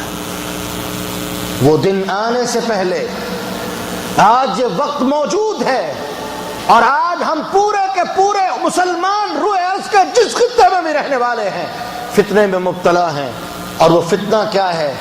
دو بنیادی فتنے، ایک امن نہ ہونا اور دوسرا طرح طرح کے معاملات کے اندر مشاکل اور تکلیفوں اور مصائب کا شکار ہونا۔ آئیے یہ حل ہے جو رب العالمین نے ہمیں دے دیا ہے. اگر امن چاہتے ہو، سکون چاہتے ہو، اطمینان چاہتے ہو اپنی ذاتوں سے لے کے پوری مملکت تک، اور اگر ہم چاہتے ہیں کہ ہماری اولادیں ہماری فرما بردان ہو، رزق کے اندر برکت ہو، ہمارے گھر بار کے اندر برکتیں ہوں، ہمارے پورے ملک کے اندر برکت ہو، تو ہمارے اوپر لازم ہے کہ ہم کتاب اللہ کو پکڑ لیں، سنت رسول صلی اللہ علیہ وسلم کو پکڑ لیں. جس دن ان دو چیزوں کو تھام کے چلنا شروع کر دیں گے، رب العالمین کی برکتوں کا، رحمتوں کا نزول فوری شروع ہو جائے گا. اور اس بات کی گواہی اللہ سبحانہ و تعالی نے قرآن مجید میں دی. اللہ فرماتے ہیں ایک وہ قوم تھی، ایک وہ بستی تھی جس کے اوپر اللہ کی رحمتیں آتی تھی، رزق آتا تھا، اللہ کی طرف سے ہر طرح کی رحمتیں اور رحمتوں کے دروازے ان کے لیے کھلے ہوئے تھے. لیکن ایک وقت آیا فکفرت بانعم اللہ، ان لوگوں نے اللہ سبحانہ و تعالی کی نعمتوں کا انکار کرنا شروع کر دیا. آج اس سے بڑا انکار کیا کہ محمد الرسول اللہ صلی اللہ علیہ وسلم جیسی نعمت کا ہم انکار کرتے ہیں. اس سے بڑی کوئی نعمت نہیں، اس سے بڑی کوئی نعمت نہیں، نہ ہو سکتی ہے. اور یہ وہ نعمت ہے جسے رب العالمین نے قرآن مجید کے اندر جتلاتے ہوئے اپنا احسان قرار دیا. اللہ فرماتے ہیں لقد من اللہ علی المؤمنین، میں اللہ نے مومنوں پہ احسان کیا ہے، رحمت کی ہے، محبت کی ہے. اذ بعث فیہم رسولا، جب میں نے ان کے اندر محمد کو مبعوث کر دیا صلی اللہ علیہ وسلم. اور صحابہ کہا کرتے تھے، محبت کے اندر آ کے اشعار پڑھا کرتے تھے کہ اگر محمد ہمارے درمیان نہ ہوتے تو ہم کبھی بھی ہدایت کے راستے پر چلنے والے نہ ہوتے. آج ہم یہاں بیٹھے ہیں، الحمدللہ ہمارے پاس توحید موجود ہے، سنت کی بہترین اطاعت موجود ہے، تو کس لیے ہے کہ اللہ رب العالمین نے ہمیں محمد الرسول اللہ صلی اللہ علیہ وسلم کی شکل میں نعمت عطا کی ہے. اور اس نعمت کی قدر کرتے ہوئے جو قدر کرے گا وہ اللہ سبحانہ و تعالی کے ہاں سے اجر پالے گا. جو قدر نہیں کرنے والا، اللہ کے رسول کی سنت کی قدر کرنے والا نہیں، کتاب اللہ کی قدر کرنے والا نہیں، رسول اللہ صلی اللہ علیہ وسلم کی فی نفسی ہی آپ کی قدر کرنے والا نہیں، وہ نعمت کو ضائع کر رہا ہے.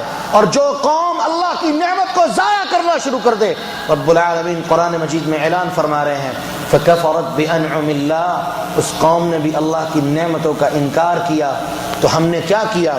فاذاقها اللہ لباس الجوع والخوف، اللہ کہتے ہیں ہم نے ان کے اوپر خوف یعنی امن ختم کر دیا، والجوع اور بھوک مسلط کر دی، یعنی طرح طرح کی مشکلات اور فطروں میں مبتلا کر دیا.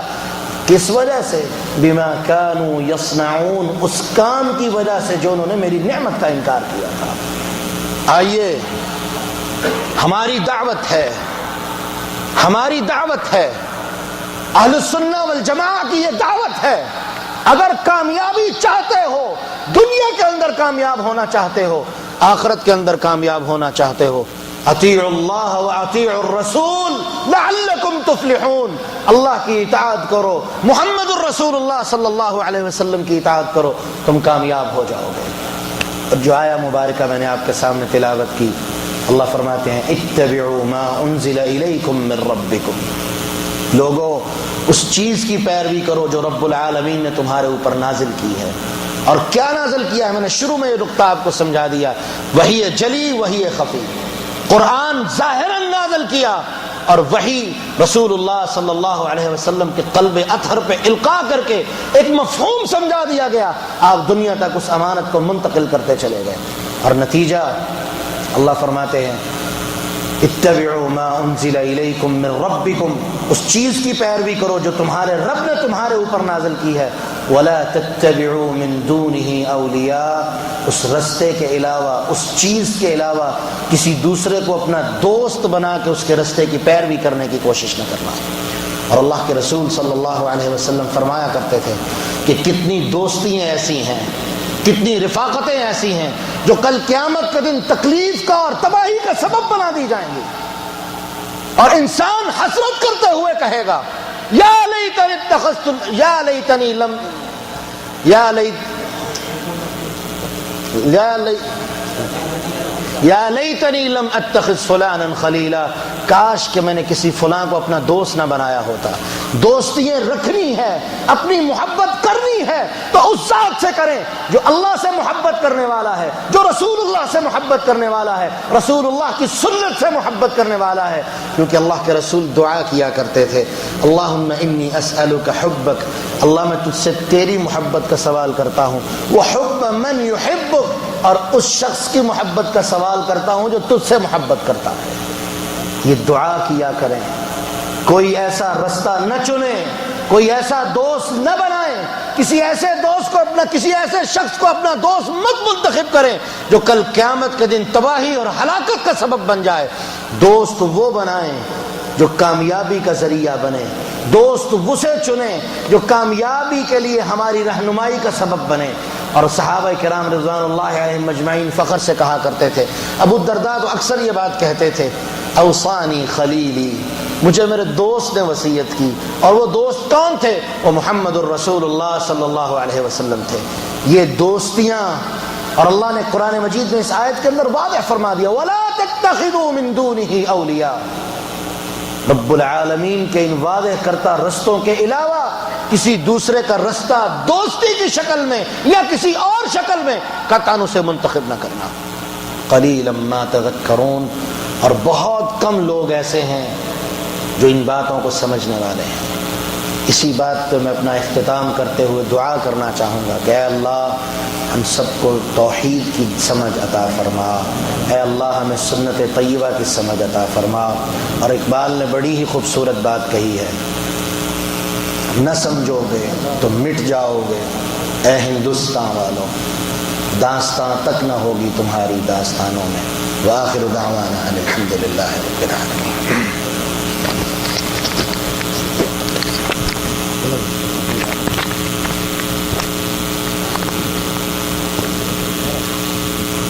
جزاک اللہ خیر۔ ابھی آپ لوگ کا 15 منٹ اور انشاءاللہ لیں گے تاکہ حافظ نذیر احمد مدنی صاحب یہاں بیٹھے ہوئے ہیں، تو یہ آپ کو جو ہے جو مجلس جہاں جمع کی جاتی ہے اس کے فضائل انشاءاللہ بیان کریں گے۔ میں حافظ نذیر احمد صاحب مدنی صاحب کو دعوت دے تشریف لے کے آئیں۔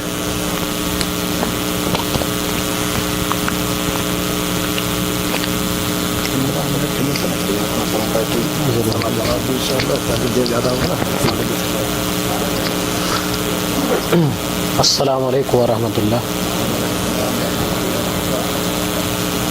الحمد للہ الملک القدوس ذی الجلال والاکرام بدیع السماوات والارض، والصلاة والسلام علی خاتم النبیین محمد المرسلین احمد المجتبی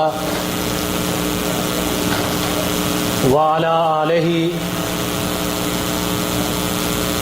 واصحابہ اجمعین ومن تبعہم بإحسان الی یوم الدین۔ اما بعد، اعوذ باللہ السمیع العلیم من الشیطان الرجیم، بسم اللہ الرحمن الرحیم، یا ایہا الرسول بلغ ما انزل الیک من ربک وَإِن لَّمْ تَفْعَلْ فَمَا بَلَّغْتَ رِسَالَتَكَ وَاللَّهُ يَعْصِمُكَ مِنَ النَّاسِ إِنَّ اللَّهَ لَا يَهْدِي الْقَوْمَ الْكَافِرِينَ۔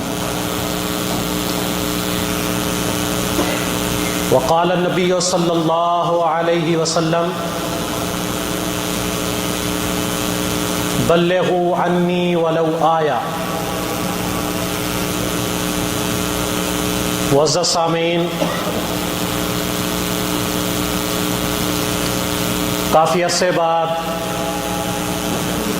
عمرے کی سعادت نصیب ہوئی، اور اس کے ساتھ آپ لوگوں سے ہم کلام ہو کر نہایت خوشی محسوس ہو رہی ہے۔ کہ ایک ایسی مجلس قائم ہے کہ جو مجلس قال اللہ و قال الرسول کی ہے. ایسی مجلس موجود ہے کہ جس میں پیارے پیغمبر محمد رسول اللہ صلی اللہ علیہ وآلہ وسلم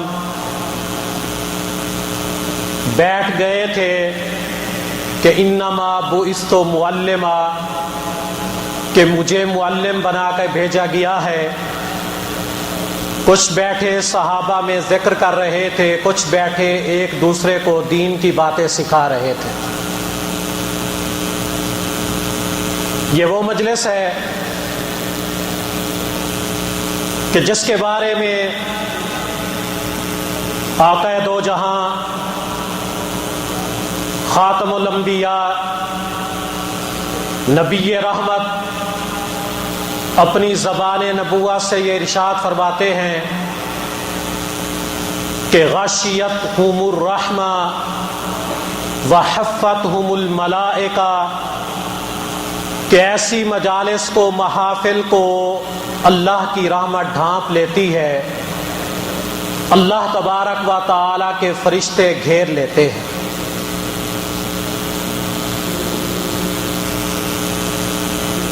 اللہ تعالیٰ قرآن مجید میں ارشاد فرماتا ہے یا ایھا الرسول، کہ اے ہمارے پیغمبر، بلغ ما انزل الیک من ربک، جو چیز بھی آپ کے رب کی طرف سے نازل کی گئی ہے، آپ پہ اتاری گئی ہے، بلغ، آپ اس کے مبلغ بن جائیں، آپ اس کو پہنچا دیں. آگے اللہ فرماتا ہے وَإِن لَّمْ تَفْعَلْ، کہ اگر ایسا نہ ہوا یا ایسا نہ کیا تو آپ نے اللہ کی رسالت کو پہنچایا نہیں. یہ الفاظ اللہ تبارک و تعالی نے اس فریضے کی اہمیت کے لیے بیان فرمائے. پیارے پیغمبر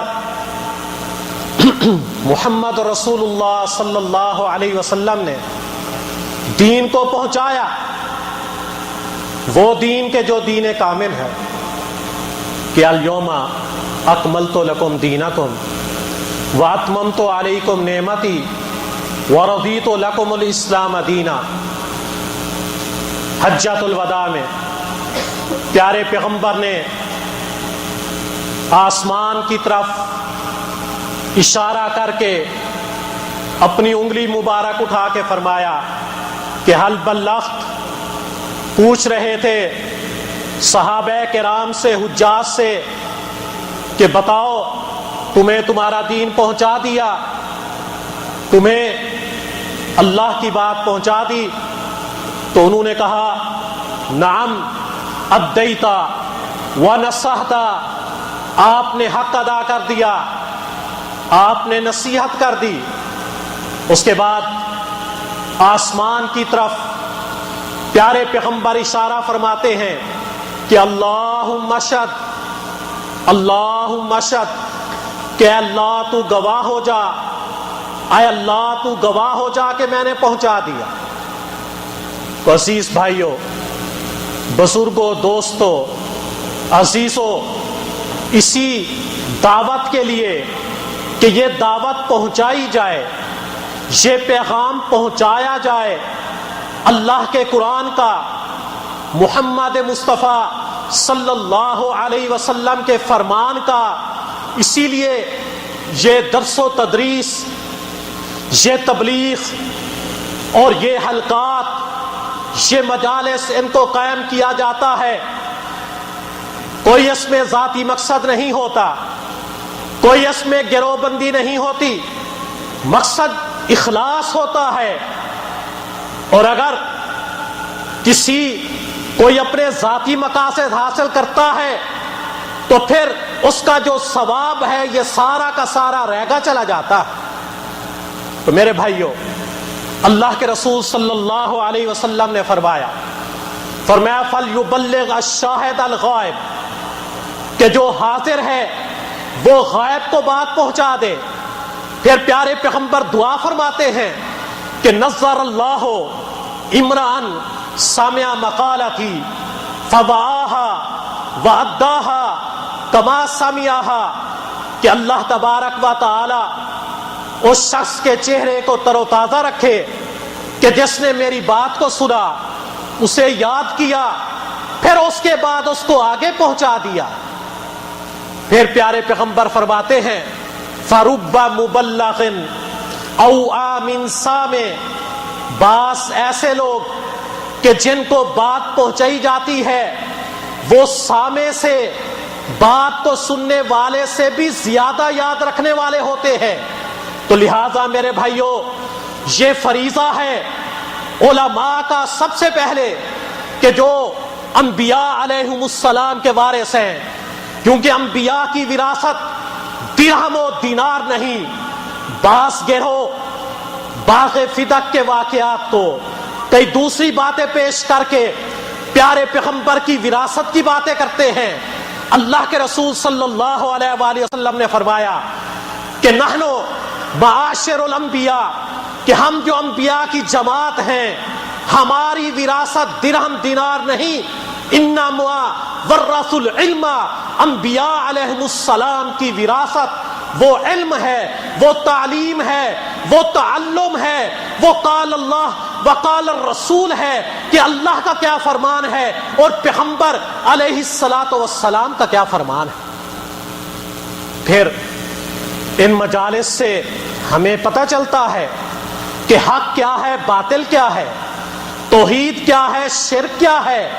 ابھی آپ سنت کی اہمیت سن رہے تھے کہ سنت کیا ہے، بدعت کیا ہے، بد اخلاقی کیا ہے، اعلیٰ اخلاق کیا ہے، اولاد کی تربیت ہم نے کس طرح کرنی ہے، قرآن مجید کی تلاوت ہم نے کس طرح کرنی ہے، پھر اسی طرح نماز ہم نے کس طرح پڑھنی ہے، روزہ ہم نے کس طرح ادا کرنا ہے، حج ہم نے کس طرح ادا کرنا ہے، نماز ہم نے کس طرح ادا کرنی ہے، زکوٰۃ ہم نے کس طرح دینی ہے۔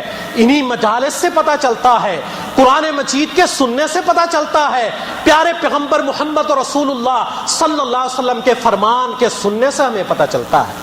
تو آخر میں امام احمد بن حنبل رحمۃ اللہ علیہ ان کے بارے میں کہ جو امام اہل سنت ہیں کہ جن کی بہت زیادہ آزمائش ہوئی فتنہ خلق قرآن پر، بڑے حکمرانوں نے ان کو مارا پیٹا، مگر یہ فرماتے تھے کہ کوئی ایک حدیث لے کے آ جاؤ، کوئی ایک حدیث پیش کرو کہ جو یہ ثابت کرے کہ قرآن اللہ کی مخلوق ہے، احمد مان جائے گا۔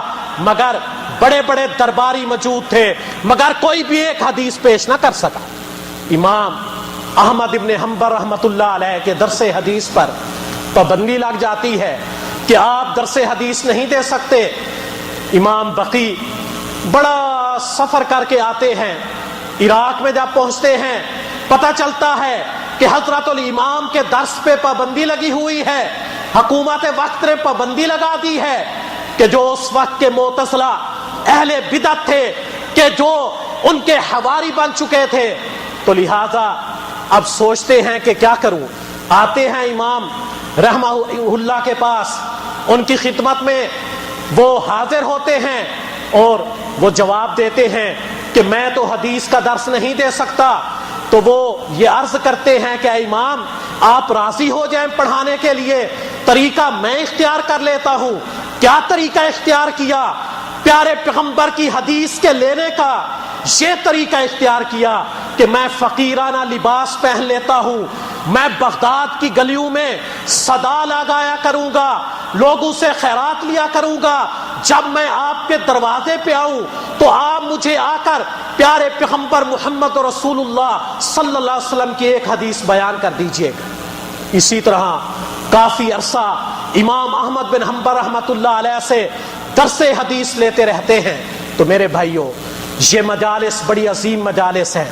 آپ اس بات کا عزم کریں کہ آج یہ مسجد آدھی، یہ مسجد اس وقت بھری ہوئی ہے، آپ میں سے ہر آدمی اپنے ساتھ درسوں میں ایک دوسرے آدمی کو لے کر آئے تاکہ پوری کی پوری مسجد فل ہو جایا کرے کہ پیارے پیغمبر کا فرمان ہے من دل علی خیر فلہ اجر مثل اجر فاعلہ، کہ جو بھی کسی کو بھلائی کی طرف لگاتا ہے جتنا اللہ تبارک و تعالی اس کام کرنے والے کو ثواب عطا کرتا ہے اتنا اللہ تبارک و تعالی اس کو ثواب دیتا ہے کہ جو اس کو نیکی اور بھلائی کی طرف بلاتا ہے۔ حضرت علی رضی اللہ تعالی عنہ پیارے پیغمبر نے فرمایا وہی بلغوا انی ولو آیا کے تحت کہ مجھ سے پہنچاؤ اگرچہ ایک آیت ہی کیوں نہ ہو، مجھ سے پہنچاؤ اگرچہ ایک حدیث ہی کیوں نہ ہو۔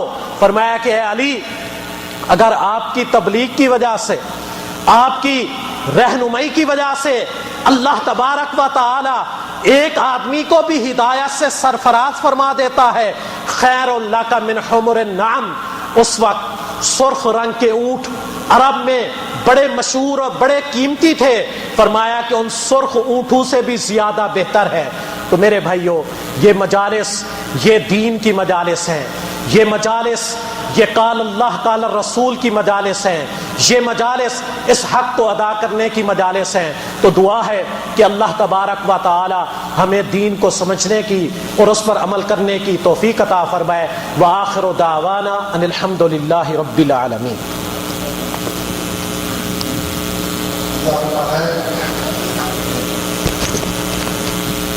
بس آپ کا ہمارا پروگرام تو ختم ہو چکا ہے، لیکن سوال جو 3 کرنا تھا اس کے نام لے لیں بس انشاءاللہ۔ بسم اللہ الرحمن الرحیم۔ پہلا سوال یہ ہے کہ شیخ نے ابھی جو واقعہ سنایا امام احمد کا، وہ جو شیخ آئے تھے ان سے احادیث سننے کے لیے، ان کا نام کیا تھا؟ تازہ تازہ یہ واقعہ سنا آپ نے؟ ایک بھائی نے پہلے ہاتھ اٹھایا ہے۔ جی بقی بن مخلد ان کا نام تھا۔ حدیث کی ان کی مسند بھی ہے جو آج تک دریافت نہیں ہو سکی، اور اس کے بارے میں کہا جاتا ہے اگر وہ مل جائے تو وہ مسند احمد سے بھی زیادہ بڑی مسند کی کتاب ہے، جس کے اندر 70,000 سے زیادہ روایتیں ہیں۔ ماشاء اللہ۔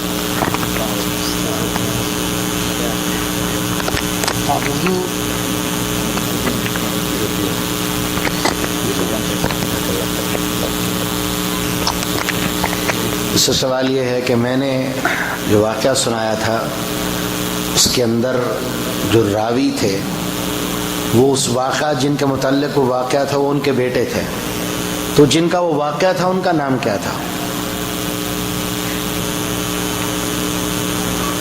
ایک واقعہ صحیح البخاری کے حوالے سے میں نے آپ کو سنایا تھا، اس کے اندر جن کے متعلق وہ واقعہ تھا ان کا نام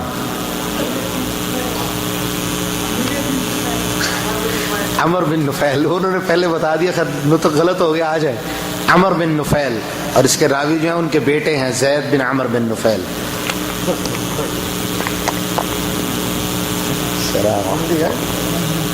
ماشاء اللہ، بارک اللہ۔ سوال کو باقی ہے، بارک اللہ۔ شیخ کوئی ایک سوال آپ پر کوشش کرتے ہیں لوگ توجہ کو کریٹ کرتے ہیں۔ ایک سوال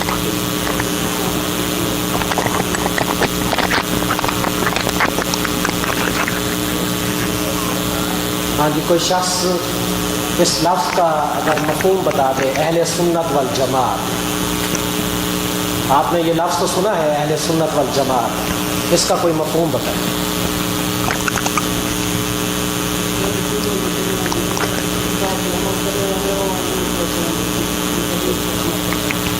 یہ بھی ٹھیک ہے، لیکن مزید اگر کوئی اس کو ایکسپلین کرے، وضاحت کرے۔ ہاں جی، آ جائیں، ادھر آ جاؤ، اسپیکر پہ آ جاؤ، اس میں بھی شیئر کریں۔ ہاں یہ بھی ٹھیک ہے، لیکن یہ آپ دونوں کا ملتا جلتا ہے۔ اہل سنت، دیکھیں اس میں لفظ ایک سنت ہے اور دوسرا جماعت ہے۔ جی وہ تو ہیں، یہ تو بھائی کون ہے، سب سے پہلے صحابہ ہیں، ٹھیک ہے، پھر بعد میں اور بھی ہیں جو اس طریقے پہ چلنے والے۔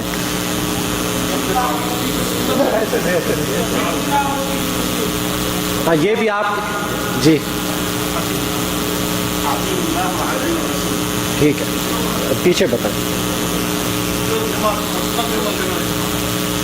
ہاں اصل میں نا اس میں تقریباً سب کے صحیح ہے لیکن تھوڑی سی وضاحت ہو جائے. دیکھیں اس میں لفظ دو ہیں, ایک ہے اہل سنت اور ایک ہے جماعت. یہاں پر سنت جو ہے نا وہ طریقے کے معنی میں ہے کہ طریقہ کون سا, وہی اہدنا الصراط المستقیم والا, صراط مستقیم, کہ یہ سنت یعنی ایک طریقہ.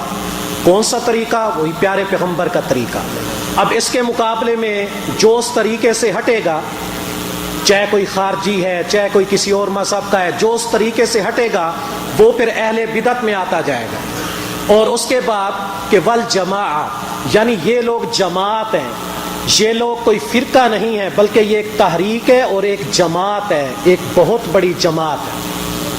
تو دیکھیں آپ اس میں چینل کرو جو جنہوں نے پہلے جواب دیا, چلے جنہوں نے سب سے پہلے دیا ہے وہ برابر آگے بیٹھ.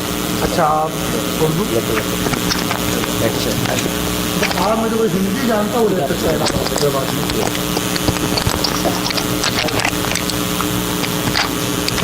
ہندی کی کتاب رہی ہے جو بھائی ہندی والا. ہاں بھائی آپ ہندی جانتے ہیں کیا؟ میں اردو کتاب بتا.